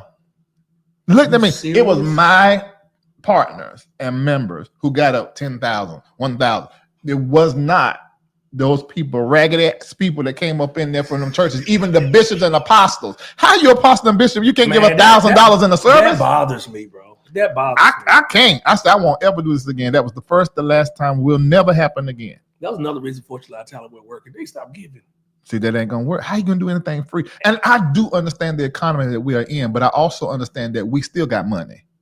We still got money. We're just putting it in different places. Because I go to Lennox and I see so many church black folk at Louis, yeah, and Gucci and Prada. So y'all, we spend our money on what we value. And notice he said spend. I don't say that word because whatever you spend, you end. That's the root word of spend. So you don't spend your money. Ooh. You buy and you make purchases. You never say spend connected money. At least I don't. You can do it. No. I'm learning. Yeah, because your mouth is a manifesto. Wisdom says this: when you're around wisdom, you be a sponge. So I'm soaking up all this wisdom because you're dropping knowledge, and I'm learning. Yeah, I can't, man. So you purchase and you buy what you want. Right. Yes. There's purchase, buy, invest. And so that's what you're supposed to do. And you're supposed to have 8 streams of income because the Bible says so. Ecclesiastes 3. And you just didn't read it. And it also tells us that you're not supposed to have all your investments in one country, in one market. You're supposed to be invested in multiple countries. The scripture says it. I'm not making it up. Somebody try to fuss with me. Pull that text up and the NIV. Let me see. Chase, get it up. Ecclesiastes 3 and read. You got a preacher voice. Yes, sir. No. The NIV. Pull it up, Chase. Let Chase read. And because he's from North Carolina, he gonna read it. He gonna read it like the church mother he is. 3 1. You started at 1. Or was it 11? Started 1. It was at 11. Is it 3:1, 3:11? NIV, Nancy. Yeah, can you send that chapter? Click on it. Scroll down to click on read full chapter. Go down to 3, the 11. No, what 11? Ecclesiastes is 3. Look at 10 verse. Oh no, never mind. Let me give it to you right now. Hold on. You said what, Nancy? You think it's chapter 2? I say to myself. No, it's Ecclesiastes, 11. Go to 11 and 1. Ecclesiastes 11:1. Here it is. Chase, I got it. I want him to read it. You want him to read it? I want to read it loud. All right. Because you're an artist. You got to say your voice. Here it is right there. Read. NIV. Ship your grain. You ain't been raised in church. Stand up. He's my ship your grain. Chase, Michael, show him how to read. Read. Chase, read. Tell me to read, Chase. I'll tell you how to do it. Read, Larry. No, I got it. Read. Okay, now, all right. You do the read now. All right, I'm ready. Go ahead. I'm ready. Read. Ship your grain. Ship your grain. Across the sea. Across the sea. The sea. After many days. You may receive a return. So hold on, say that again. You may receive a return. Okay, read. Invest. In 7 ventures. In 7 ventures. Yes, in 8. Yes, in 8. You do not know. What disaster may come upon the land. The land. Yeah, but you see what that says? That word land in the Greek is Lokoski. It means solid ground, foundation. All right. I'm wrong, but the Bible's right. That's good, Larry. But it says ship your grain across sea. So it's telling you that you're supposed to be in more than one market because you do not know what's going to come upon your land. And everybody right now is invested everything in American stock market and American real estate, and you don't have anything in other markets. And a bad day is here. That's Bible. Mm-hmm. That's Bible. 8 ventures. 8 ventures. 8 streams. That's good. Yeah. Now, how many you got? 7. You said it like you say it. I am. I'm trying to get 8. Oh, 8 coming. I got foresight. Yeah. 8 gonna be here before the year's out. I think I received that. No, I'm telling you. Because I think it's in Dubai. That's where I think it's at. Larry, when you took them people over there and I saw those people smiling. First, I'm like, I've been all over the world. I ain't never been to Dubai. Mm-hmm. Todd and his wife went not too long ago. My pastor done went. I said, everybody around me going. I ain't been. I gotta go. I said, but I gotta get there. But when I tell you, when I saw the look on their faces and I saw the infrastructures and the buildings that they were erecting up over there, I said, oh, he on something different. You want something different. And it's bigger. Mm-hmm. It's big, it's greater than even what you've been doing, what God has blessed you to build here. So 8 is coming. Yeah, I received that. I really received that. And I hope those of you that are watching are beginning to. So you know what? Let me see if I can create. Because your hands are crafty. And there's something that you can do that somebody will pay you to do. And so Lucinda Moore's in here. She said, I think she got a new single. You better sing, Lucinda. She says, I have 5. I'm working on it. This is, now see, we don't talk about this. Because the church don't teach this. Right. The church my pastor has said this so many times. I reference my pastor a lot because I'm learning so much. Mm-hmm. It took me I was getting my 50s. So I really started understanding and learning about the Bible because I heard everything else except scripture. Mm-hmm. I heard about pop culture. I heard about this, that, and the other. I ain't hear Bible. He talks about this all the time. The church has taught us how to give them money, but not taught us how to make our own. That's why church people are so disgruntled. And that's why they're counting the pastor's pockets and counting everybody else's money because we don't have none of our own. So we worried about, see, if you got money, you don't care what your pastor got. don't care. You don't care. You don't care what kind of watch your pastor got on if you and your family are wealthy. Yeah. But what happens is the church is always asking for our money. And I have a fundamental problem with all these spiritual fathers. And like, I get the concept of it, right. But I've never seen a son take care of a father. I did. I'm talking about like in most cases. Okay.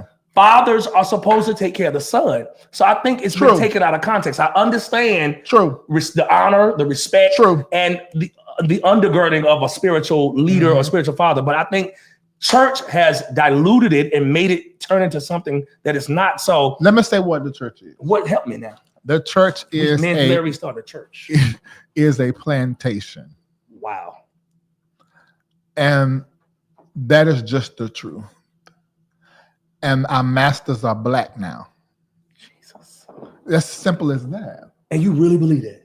It's in our face. I mean, I'll be stupid not to believe it. You're looking at it. We literally got moved from our first church was on plantations. Right. Owned and created by white people. Right. And they told us what part of the Bible to preach and to teach. Right. When we got out of slavery, we picked up that same church. Maybe not physically. Right. And then that same consciousness established our first churches. And so that same mentality of I am the leader and I am the one that trying to get you to do what I want you to do. It's the same imagery of them picking cotton. Go and get the money, bring it back to me, and come to this building to get God. He's nowhere else but here. Ooh. That is plantation mentality.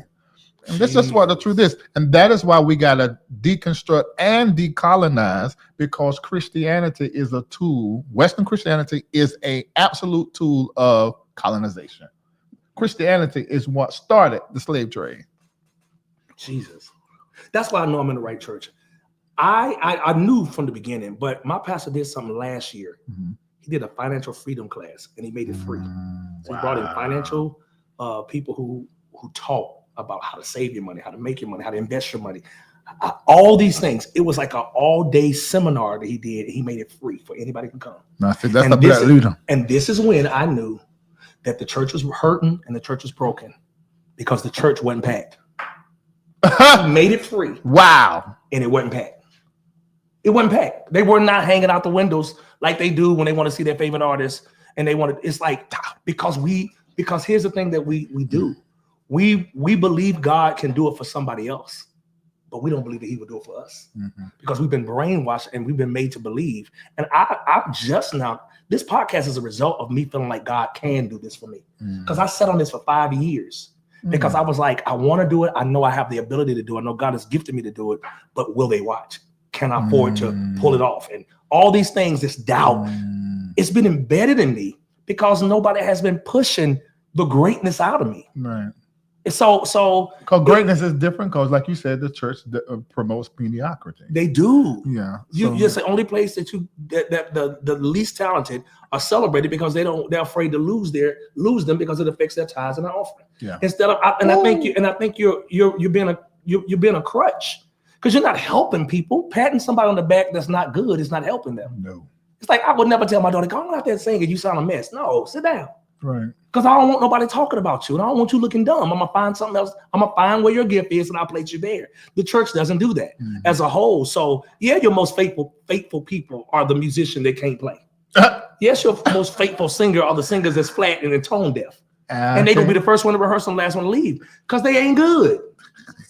But here's the problem: you won't tell them, and you won't empower somebody to tell them because you don't want to lose that tithe. But when you come to the kitchen table after the service, we all talk about it. Everybody killing her. You're in everybody's group thread. You're in everybody's group thread. And it's not, and to me, I think you're doing people a disservice. I would rather be told the truth and be hurt for the moment than be lied to all my life. And then I get somewhere thinking I'm better than what I am. And somebody would tell me, it ain't never gonna work for you, baby. Walmart is calling your name. Aisle 3, clean up. Look, I want to know why Isaac thinks about some of the things that have happened in our world online. My God. I want to ask him about the presidency.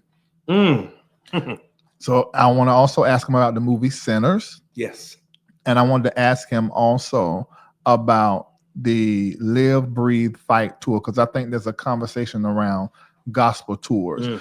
So we're going to be back in just a little bit. Go ahead and get you something to drink, re-up your drink, and we're coming right back. Right now, what I'm about to show you is one of the songs off of the new EP that is part of the Africa's Rising project with us getting people jobs in Ghana. So every time you play the music, you listen to the music, you are supporting what we're doing over there. This song ain't but 2 minutes. I'm going to play it right now. I want you to know that you are a rare breed.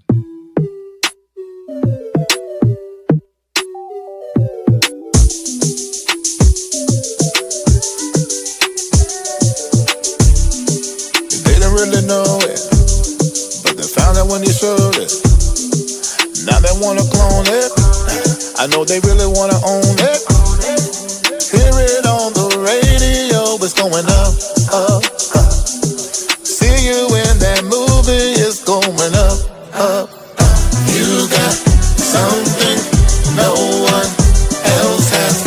Where you are special, such class. Walking in the room, all eyes on you, feeling real high, nothing you can do. Glory bright, shine like new, and it's all in you.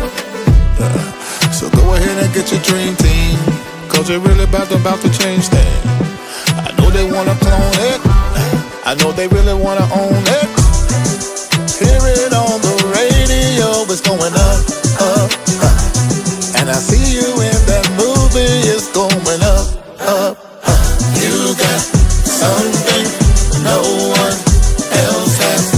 Where you are special, such class. Walking in the room, all eyes on you, feeling real high, nothing you can do. Glory bright, shine like new, and it's all in you. You got something no one else has. Where you are special, such class. All right, that's enough. I love it. All right, so I'm about to ask Issac Carree what he thinks. Remember, tomorrow, well, right now you can go ahead and sign up, patreon.com/ The Issac Carree Show. The Issac Carree Show. And go ahead and follow him right now on both pages, Ike Nice and the Issac Carree Show. And the Issac Carree Show on IG. If you have not seen the clip from Leandra, it is so good. It gave me anticipation. I can't wait to see it. You said it's in there now. Yes. Tier 2. So if you go to his Patreon, you can go right now to watch it tonight. And that's probably what I'm going to be doing. And tomorrow it comes out at noon on the main platform on YouTube. So if you can't afford to go into the Patreon right now, then tomorrow you can watch him. You watch, click it, share it with somebody, because you're helping him do what it is that he do. Okay, so I gotta ask you a question. Okay. Everybody went ham online. I'm not gonna say everybody, but some of these niggas went ham on the Sinners movie, and a lot of church people killed it. Did you see that? I did. What you think about it? I loved it. You loved the movie? I loved the movie. And what did you think about the church killing the movie? I think they didn't have a revelation of what the movie was talking about. I think they had a misconception and a misrevelation of what the movie is about.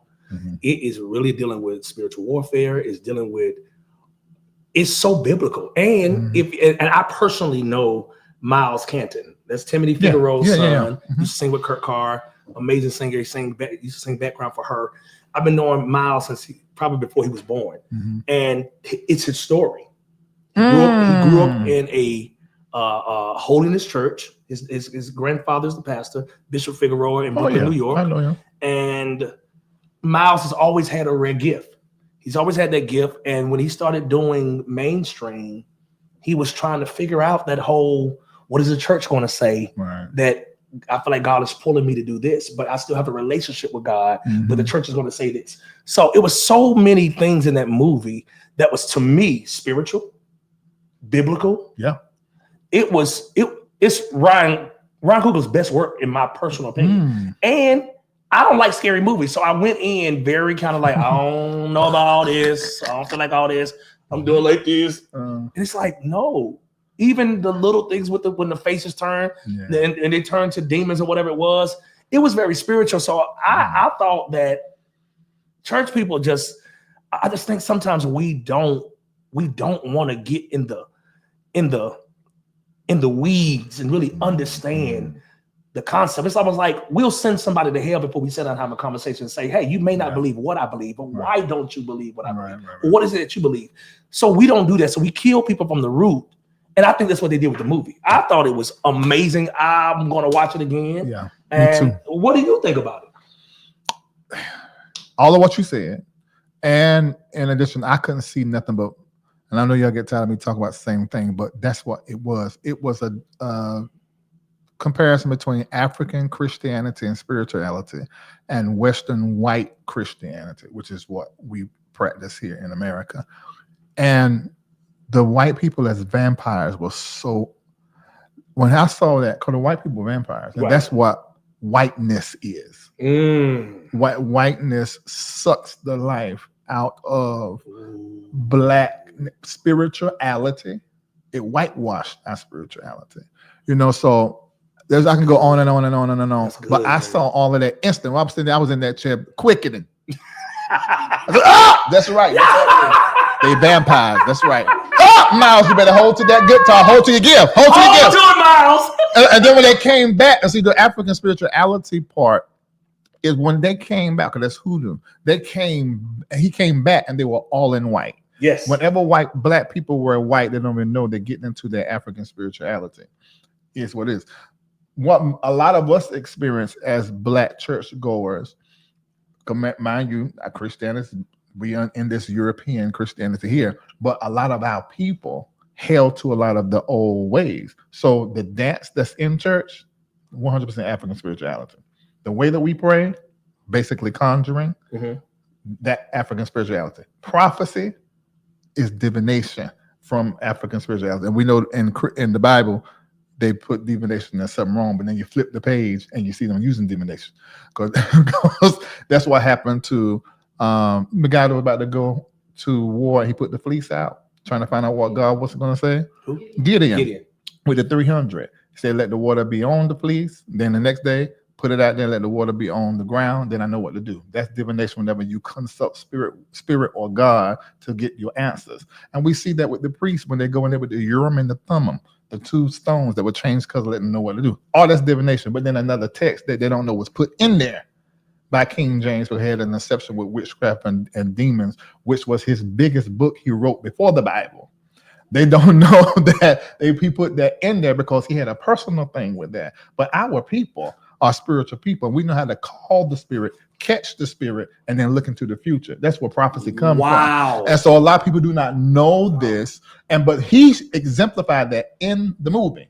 And hoodoo is nothing but a marriage between, it's basically what us coming from Africa, getting the white man's Christianity, and then doing it our way.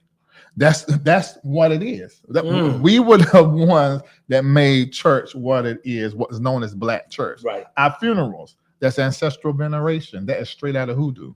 That's why you find Black people do it, and you don't see the white people doing it, except for some of them that have access, that have sort of graduated to, or assimilated to what we do. That's us. That's how we revere our ancestors. That is nothing but ancestral worship. Funeral. Wow. So anyway. Wow, Larry. So I'm very seldom speechless. But that's what the movie, I saw all of that in the movie instant. I said, this man, he's terribly prophetic. He's a prophet in the marketplace. Ryan Coogler he was in his bag. That was good. I can only imagine the spiritual warfare and all the things that he had to go through. And I even remember them saying on the set, they had real like witches. Yeah, voodoo priests.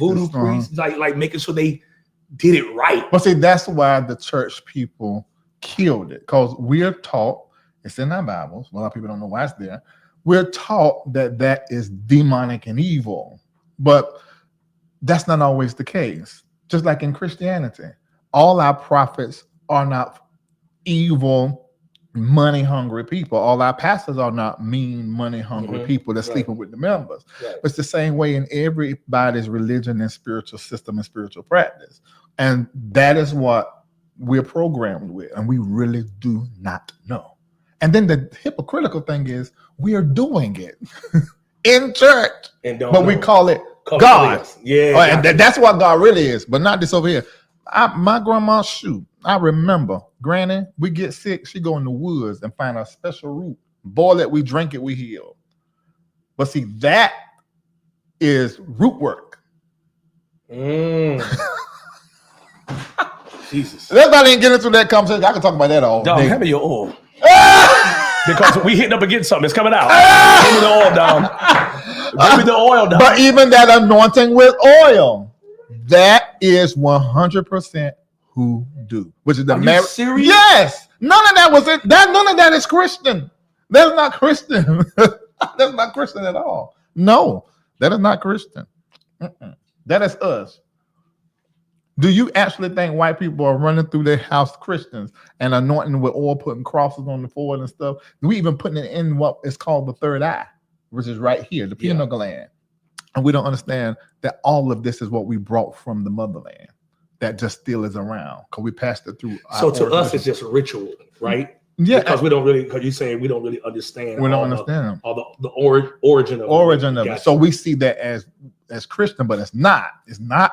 If you go back and you study Christianity, this is how the slave trade happened.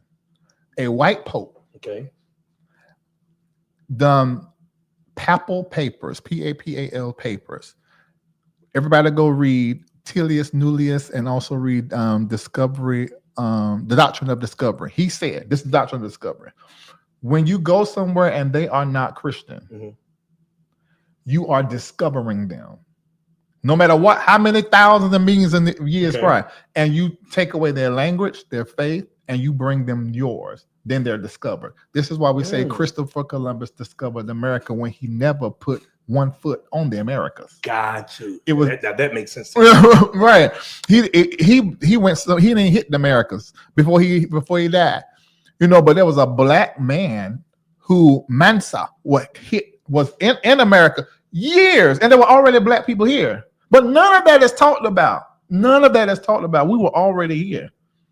You know, so they just literally try to erase it. Didn't try. They erased it. They did erase it because black people don't know. But this ain't the first time they burnt books. This is happening right now in this administration. This is not the first time they burnt books. It's not the first time they tore down our statues and whatever we had and our pyramids that we had here in America. In fact, we still got more pyramids in America than there is over there in Egypt because we brought the technology over here. But people do not know it. Jesus. They just do not know it.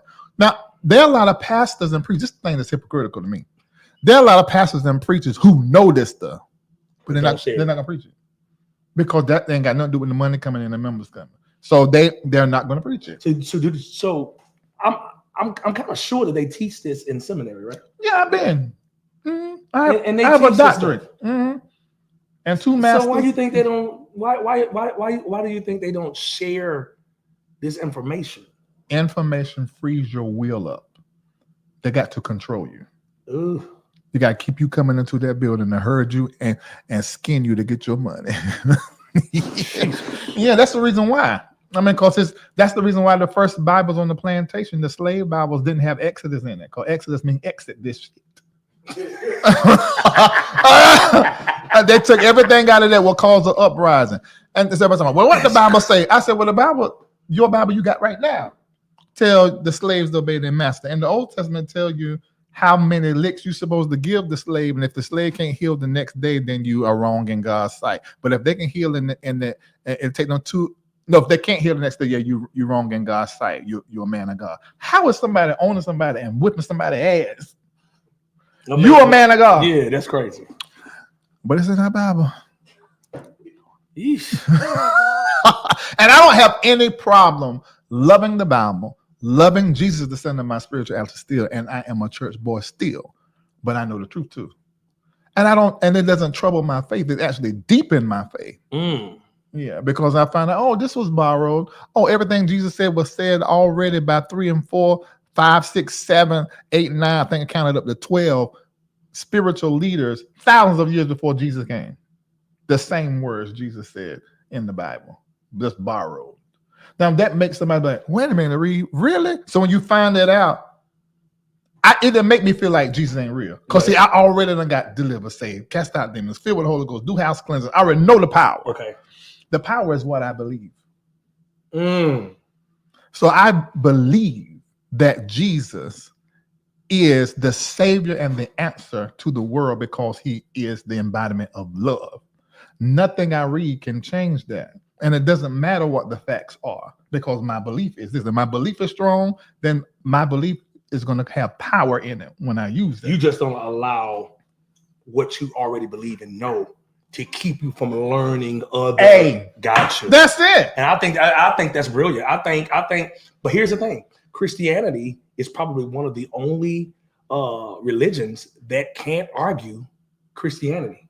Yeah, a Muslim will wear a nigga out. Yeah, because the way you can't argue with a Muslim. You can't argue because they know it. They're the newer religion too. Yeah, so they stand. So I think Christianity comes sometimes we go off what we heard. We don't study to show ourselves approved. We're not workmen and need not be ashamed right about the word of truth.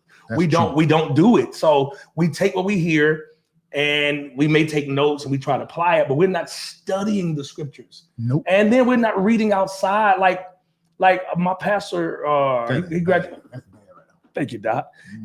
My pastor went to Princeton Seminary, right? He went to Princeton, right? And so that is, they teach you all religions. Dang. Versus some of the other ones that just only teach you from the Bible, right? That is great. So he can argue anything with any religion because they teach him every religion. So somebody like that, he can speak to it. He'll probably love this conversation with you because it's like I'm sitting here quiet because I've been in church all my life and I heard some of this. I'm sitting here like that. Reid. What are you talking about? My mama would say, now you let Larry Reid take his chances on what he talking about. That's what my mama, you know what I'm saying? That's how my mama is too. Now, I don't know about all that now. And Dom is like that too. Dom is like that. He was talking right on something. I don't know. I was here praying. But look, we just all agree that Jesus is God. 100%. Well, then that's it. What everything else don't matter. That's right. But I love the information. I love the information. So yes. Mhm. What, Yeah. what else you got? Okay, the last one. You asked me But- about Trump. Yes. Jesus. So how do you feel about what is happening now, what he's doing? I ain't gonna ask you how you vote because that's your business. Yeah. Okay, so I don't really get into politics like that. I have an opinion about it, so I'm gonna give you my opinion on how I feel. Mhm. The first thing is I can take my mind back to the early 90s when I knew celebrity Black people who loved Donald Trump. True. From athletes True. to politicians to actors and movie stars. Everybody loved Donald Trump. My mind's, and then I saw a clip that he did with Oprah Winfrey. And he said, if I ever ran for president, this was in the 80s, the 90s. He said, if I ever ran for president, I would run Republican because they dumb and I'll win. True. I think he is one of the greatest actors Absolutely. that we've ever seen because he turned cold.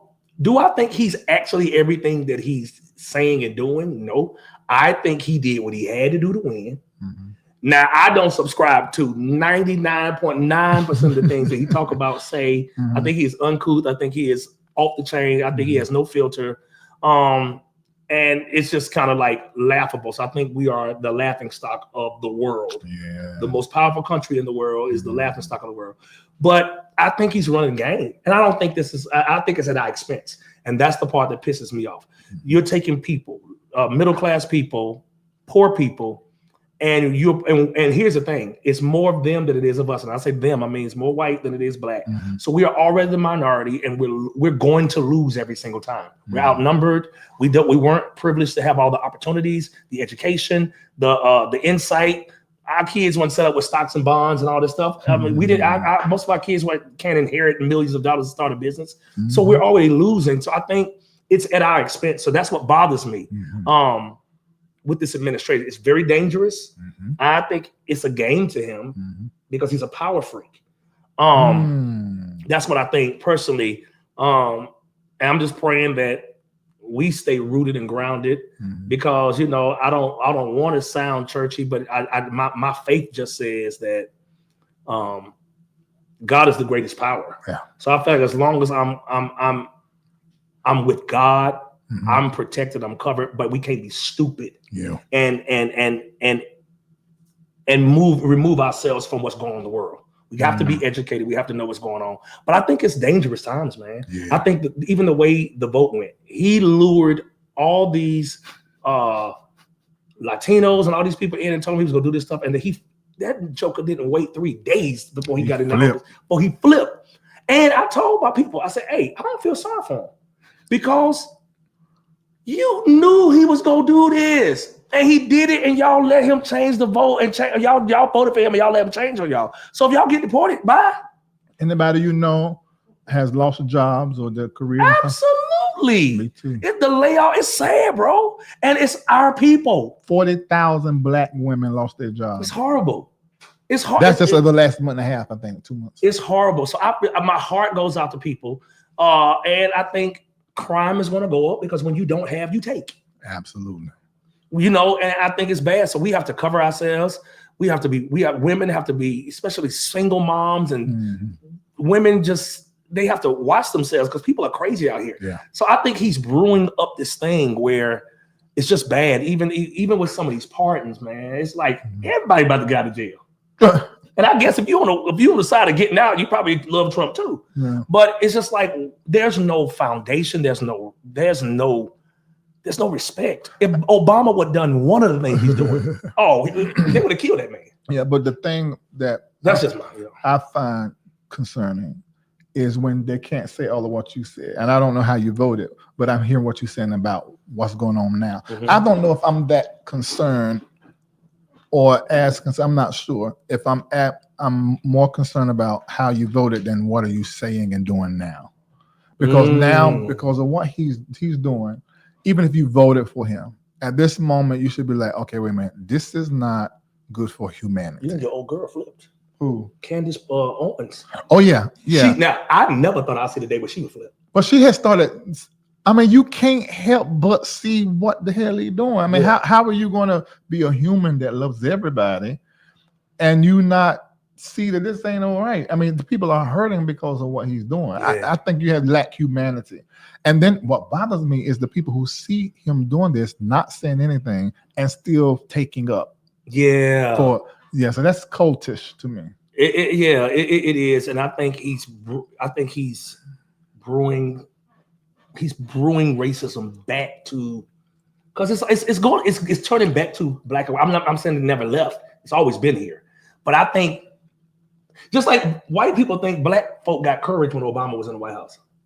Y'all got a black president. We gave y'all what y'all want. That ain't happening to me. Yeah, he was everybody president. He wasn't black exactly, people. But in their mind, because he was black, y'all got courage. Y'all got liquid courage now. I mean, it sort of encouraged us to see we never had a black president, right? But I can't say that he actually did things that was for us. He was everybody's. But president. Now that Trump got in, he's doing it for his people. He's doing it for his people, and they're like, we back in here. Yeah, and they win that cachet and that arrogance. So yeah. Okay, I've seen Bobby Hogan on my page before. I don't want to be mean.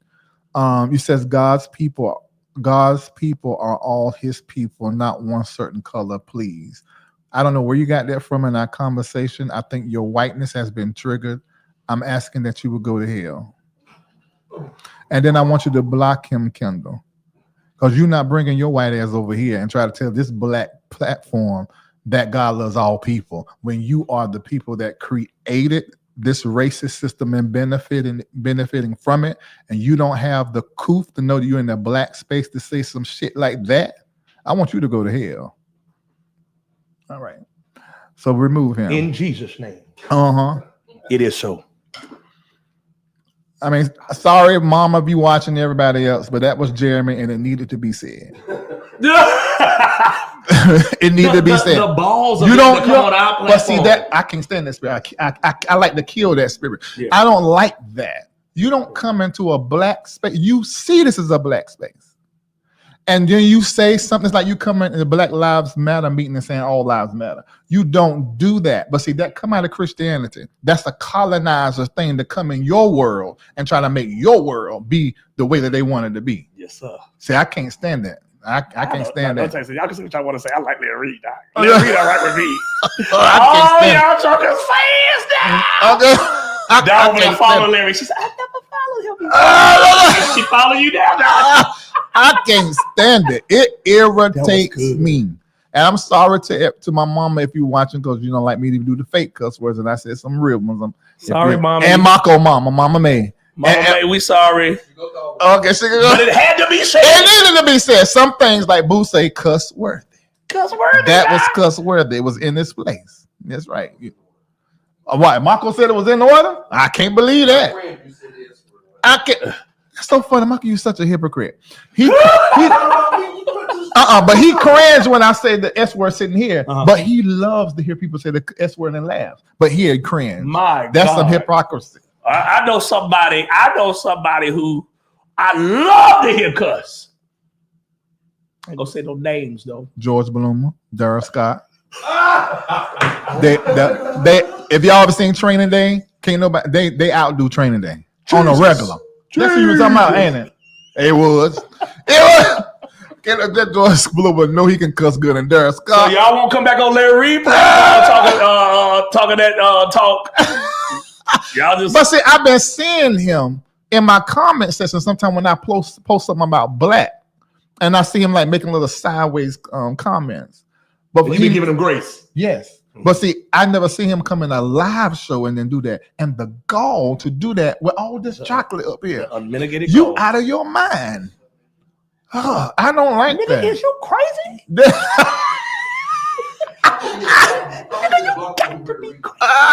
No, we blocked them after I finished. I want to make sure you get that. He got that whooping first. And see what did you see Driscoll what he posted? See, I'm trying to tell you how it is. He posted this. I'm reading it. Pastor Mark Driscoll. He said, if you are not Christian, you are going to hell. It's not unloving to say that. It's unloving to not say that. He did not say anything about being a follower of Jesus, right? Loving others. He said Christian. See, that is a spirit of religion.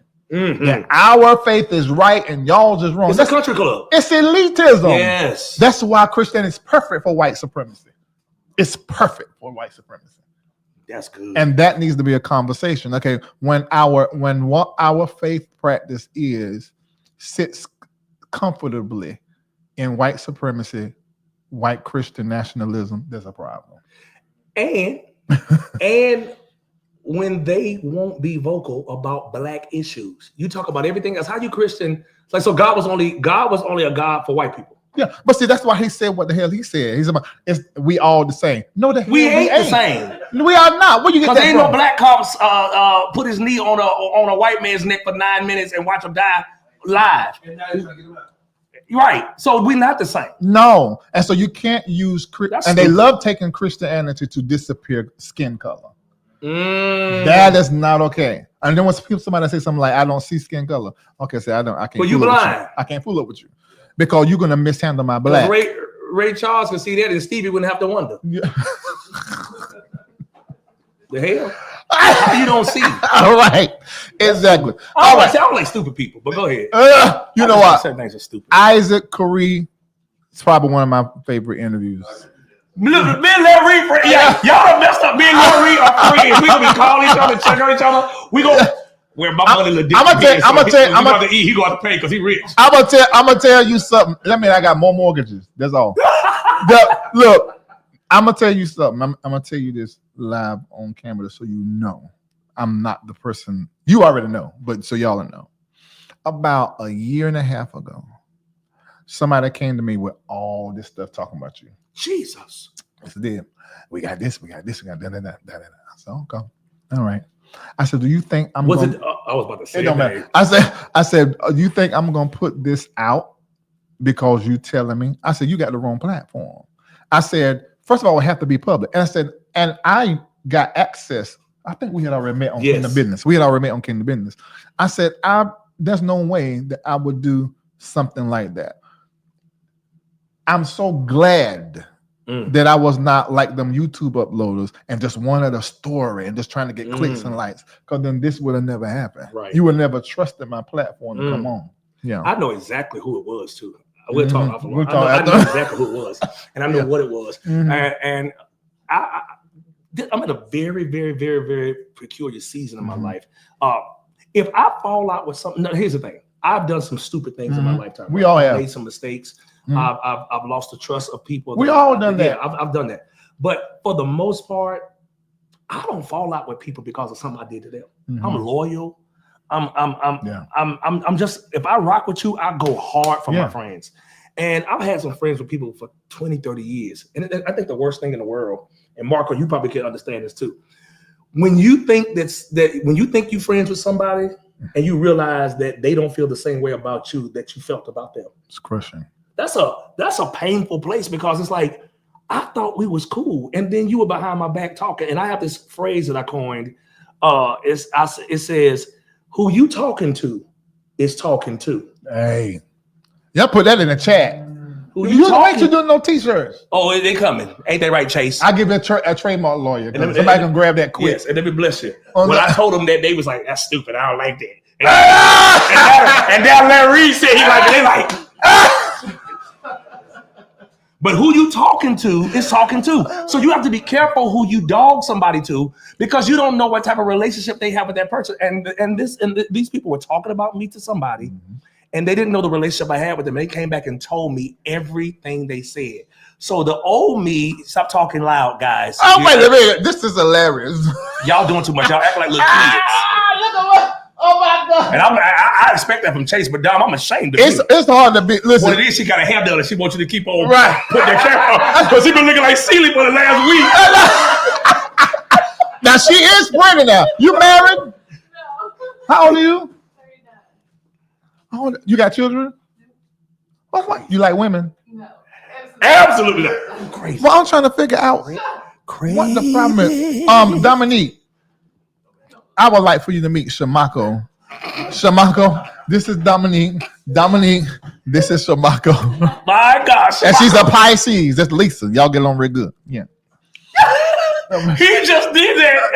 And she is sweating it all now. She's so embarrassed. And she, look at her, how pretty she is. Chocolate, beautiful skin and teeth and hair. From Philly. Uh-huh. So she got a little edge. She got a little edge on her. Chest meat and all. Chest meat. Stand up and turn around. Bow-legged. What? She bow-legged. She got her legs like parentheses. She really bow-legged. Really? When you see the intro on the show, you'll be like, "Oh, that's Dominique." I'm gonna tell you something about bow-legged women. Bow-legged women will take your soul. Oh Lord, that A bow-legged woman. girl is so embarrassing. It's coming out. Oh my God! But she's beautiful. She's beautiful. What's your IG? Tell us. We want to know your IG. Forget Isaac. What's She's your a designer. She started her own clothing line. Oh, she a beast. Oh, so that's the reason why she's singing. What? Cause she getting the money. Oh, she about her business now. Let me tell you something. Ain't nothing gonna come between God and work. I love that. Nothing. I love that. I had to negotiate to get this nigga to do myself. Cause she was like, "Is it God or is it Change Church?" I had to figure it out now. Hey, look. So, what is your IG? There are people in the chat. There's some rich men in the chat. You know, Dom, your thing's about to go up. I'll tell you, it's I am Dominique Danielle. Oh, well, that's easy. I am Dominique Danielle. Okay, all right. She has a clothing line. That's about it ain't no church merch. This is a clothing line, and this is one thing, Larry. I'm honest with you. And when you see the show, you gonna be like, Ike is a real nigga. Mm-hmm. I specifically chose this team. Han chose this team, and I have been celebrated all of my life. I'm on the front of every album cover. Mm-hmm. My name is getting called with whatever. I said, I want God to bring me a team that I can celebrate, because they have dreams, they have goals, they have things they want to accomplish, and sometimes people keep the people who make us pop in the background. Yep. So Bo has his own business. Bo Hannon Entertainment. He is one of the greatest. He does event planning, but he does. What's your IG? Oh yeah, pull that mic too, so everybody. Pull the mic, sir. Oh, look, it's coming out. Come on, Sesame Street, talk loud. DTHEE, Mr. Hannon, MRHANNON. Mr. Hannon. We'll do it one more time. Sorry, I hit the wrong button. One more time. THEE, MRHANNON, the Mr. Hannon. All right, and give us yours again, Dominique. I am Dominique Danielle. I am Dominique Danielle, and yours? Mine is I am Andrew Chase. Oh, that's great. That's just y'all got good IG names. Yeah, it's easy to get. I am what now? Andrew Chase. Andrew Chase. Text me that, Nancy. I hope he don't end up taking your job. Oh, don't make that man hate Chase. Chase ain't done nothing. Chase kept it strays for nothing. Chase want to come in peacefully, but they good people, man. They committed and they smart, and they love me enough to deal with me, because I'm a lot. I can see that. I'm a lot, and I'm very outspoken. And you're comedic. Yes. So they got to take them jokes. Oh, they love it. They love it. We get down with the guy, but it doesn't get in the way of our work. So I love my team. I love them, and great people. Great. Dom, all right, Bow-legged Dom, cool. Bow-legged Dom. Okay, they're following her. They're telling me that. Oh my God, Marco Dominique is a great man. Just follow Dominique. Oh my God, your number's about to go up. She's beautiful. She's beautiful indeed. Oh, that's Chase Brown. I know him. Who is that? Miss D. Yeah. And she got all her teeth. Yeah. I gotta travel and I gotta go.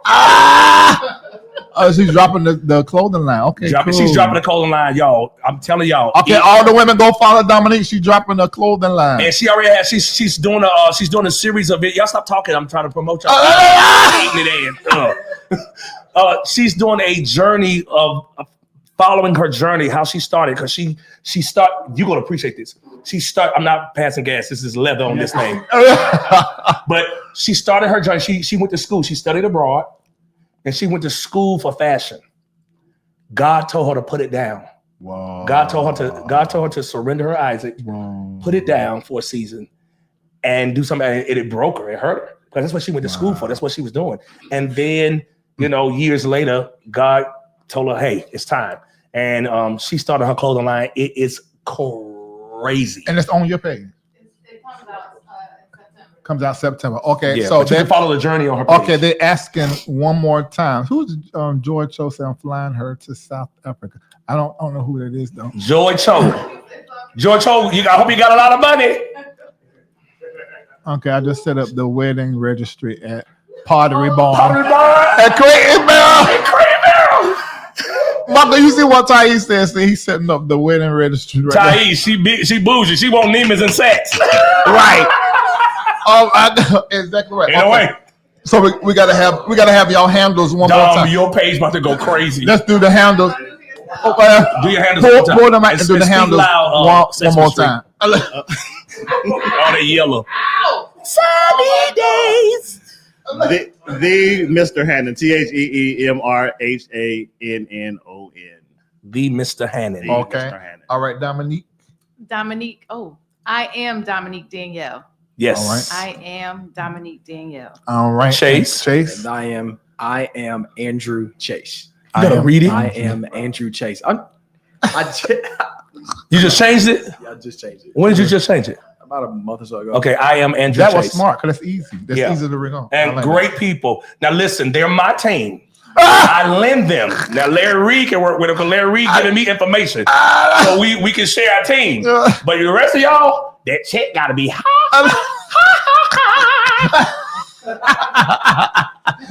I have enjoyed this. I must say, this is probably. I thought Deidre was the best. I think this is. Well, I ain't gonna say best. I thought for me, this was a great interview. Yes. Oh, and Michelle Williams. This is up there with That's that. my girl. I love organic. Oh, I love her. Organic, easy, just good conversation. I think I'm more of an Issac Carree fan. Woo! Y'all supposed to be clapping for that.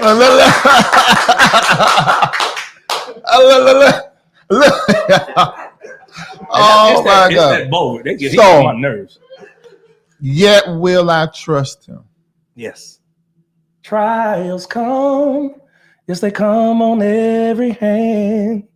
In the midst of adversity, sometimes it's hard to stand. But Lord, you said in your word, you never leave. So when nights are dark and days are dim, oh, until then, yet will I trust in him. In him. And then my verse, whatever. That was Lil Will's verse. Do your verse. I'm right with Weeping may endure for a night, but Lord, how much before I can see the morning light? Lord, I believe. Please help my unbelief. Oh, until my storm passes over. Oh, until then, yet will I trust in him. In him. And so that song will probably 15 years. Bruh. So I remember the words, praise the Lord. I love that song. Yeah, man.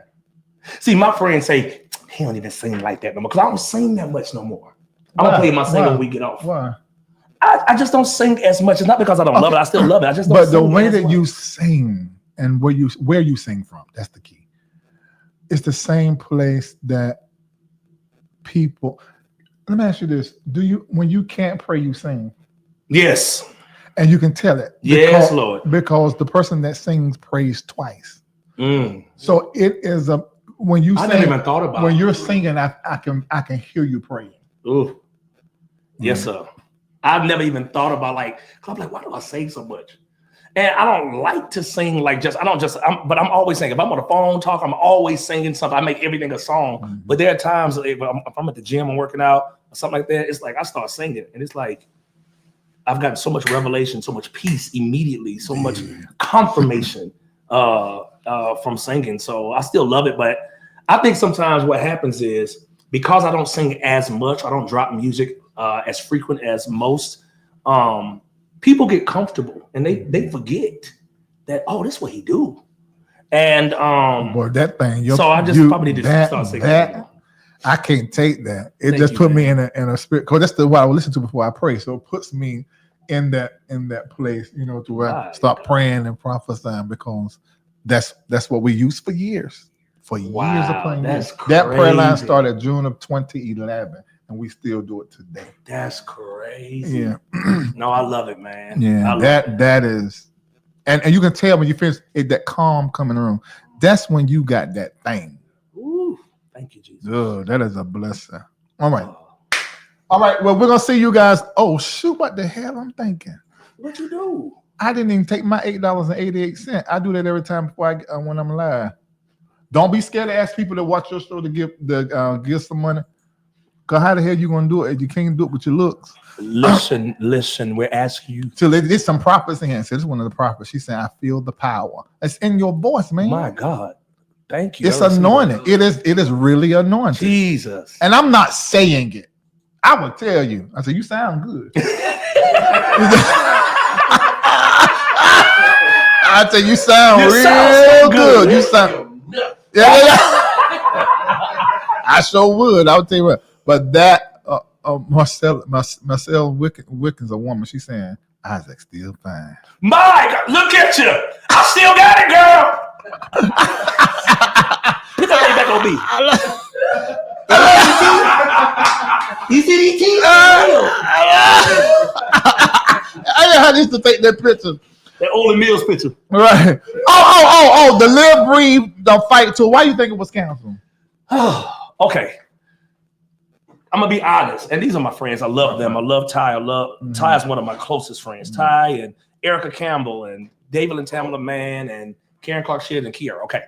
So number one, I think that it's a recycle of the same talent that's going on in gospel music. That's what I said. And we saw all of them on the reunion tour, one or two. That was great. Ty came off 2 major tours of his own after winning 2 Grammys. So it's a recycle of the same thing. So how much more are people gonna keep spending the same money, seeing the same talent, even though they are all amazing? And I think that collaboration wins. So not just collaborating with each other, but you gotta collaborate with these other promoters. Now, a lot of people don't like them. Yeah. I love them. They should have called Norman. Norman Jumpy. Yeah. Runs and does what he does with Maverick City. He's the promoter for the Kingdom Tour. He's a promoter for the Reunion Tour. And Norman just got what it takes to get these tours off the ground and get them going. And I think they try to do it on their own. And they hit a couple of snags, and it's rough. And people are struggling right now. So I don't know. It's like I already saw that. I'm not gonna spend money to see it again. And the economy. So it was a lot of factors that played a part, and the venues. They were trying to do arenas. I think they should have done smaller venues. Agreed. To make sure that people can come. But I think because all of them had just come off of arena tours, the pressure of I gotta do that again. And it's like, man, listen, you put me in for the 1,500, 3,000, and they paid, and it's consistent. That's what I would have did. Rock the crowd. And all of them, they could have done at least a 5,000 or 6,000 seater. So are we saying y'all go back, strategize, and do it? Try. I think they go back, strategize. I don't think that same tour needs to go out together. I think you need to bring some younger talent. Because here's my issue and concern, rather. It's not an issue. I use issue a lot. It's not an issue. Issue makes it sound like it's bothering me. It's a concern. My concern is the younger talent is running the industry, but they're not getting the opportunities. If you listen to radio, which I don't listen to radio, I was told Darlene McCoy and Erica, like, I thank y'all for having me, but I ain't listened to radio probably 6 years. I just don't listen to radio probably anymore. 10. But I got educated.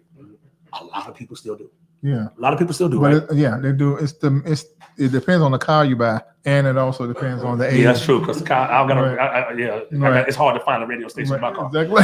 But nonetheless, I don't have a Cullinan like you. But when I sold my Cullinan. Sold it? I sold the Cullinan, sold the G63. I sold the S Class and the first Maybach. I bought another one, but the first Maybach, and went and bought 3 properties because that's stupid. It doesn't make sense. So what you driving now? Just a Maybach, but the right offer is sold. Honestly, I love honestly. it. I love it. Because my mind changed. When I went into the investment thing, that's why I pushed that scripture. I go to a store to buy. I bought for his birthday. That was the first time I bought something. I don't know how long. Because I missed my birthday. I sold all my. I had a whole bunch of. Do you do back pay birthday gifts? Because I heard you do great gifts. Yeah, I do. Well, next year. When your birthday?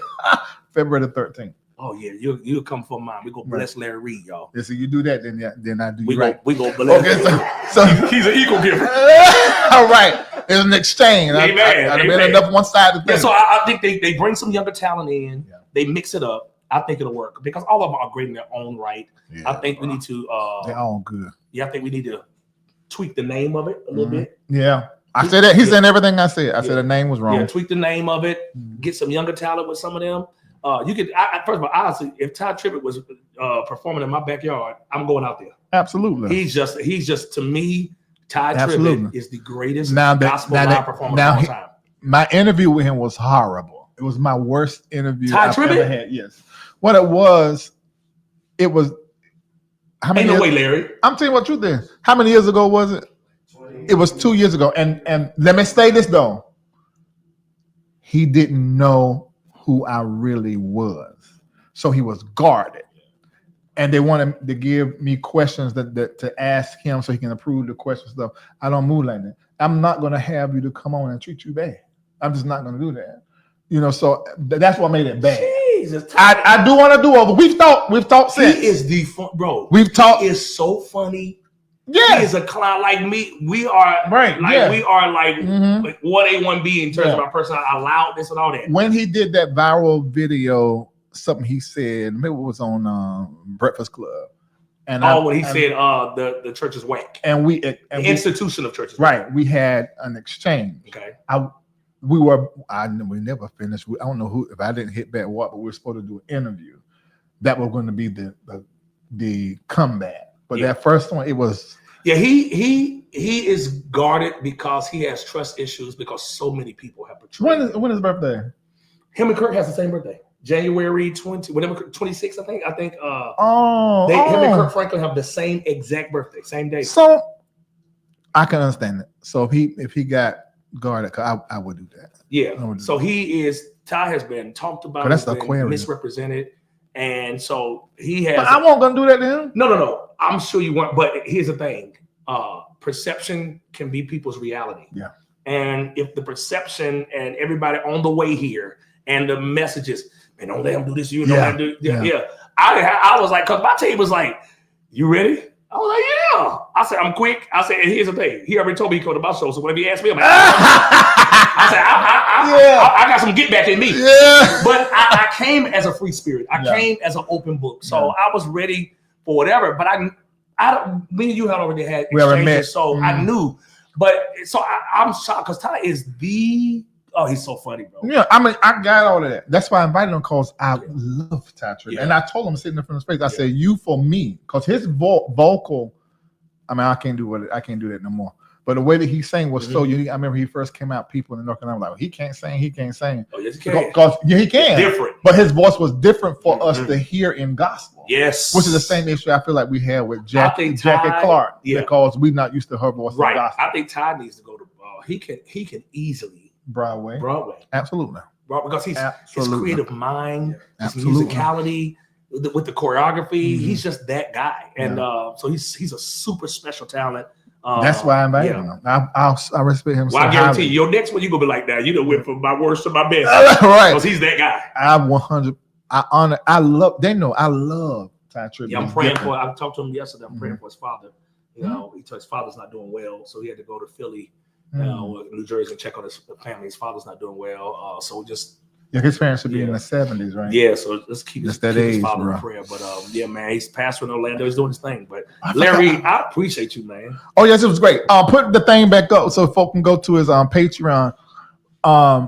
Do me a favor, even if you're just gonna sign up this month because you can't afford the next month. Just go ahead and do it, just so Isaac can know he has the support of LRL community. I'm gonna ask y'all to do that.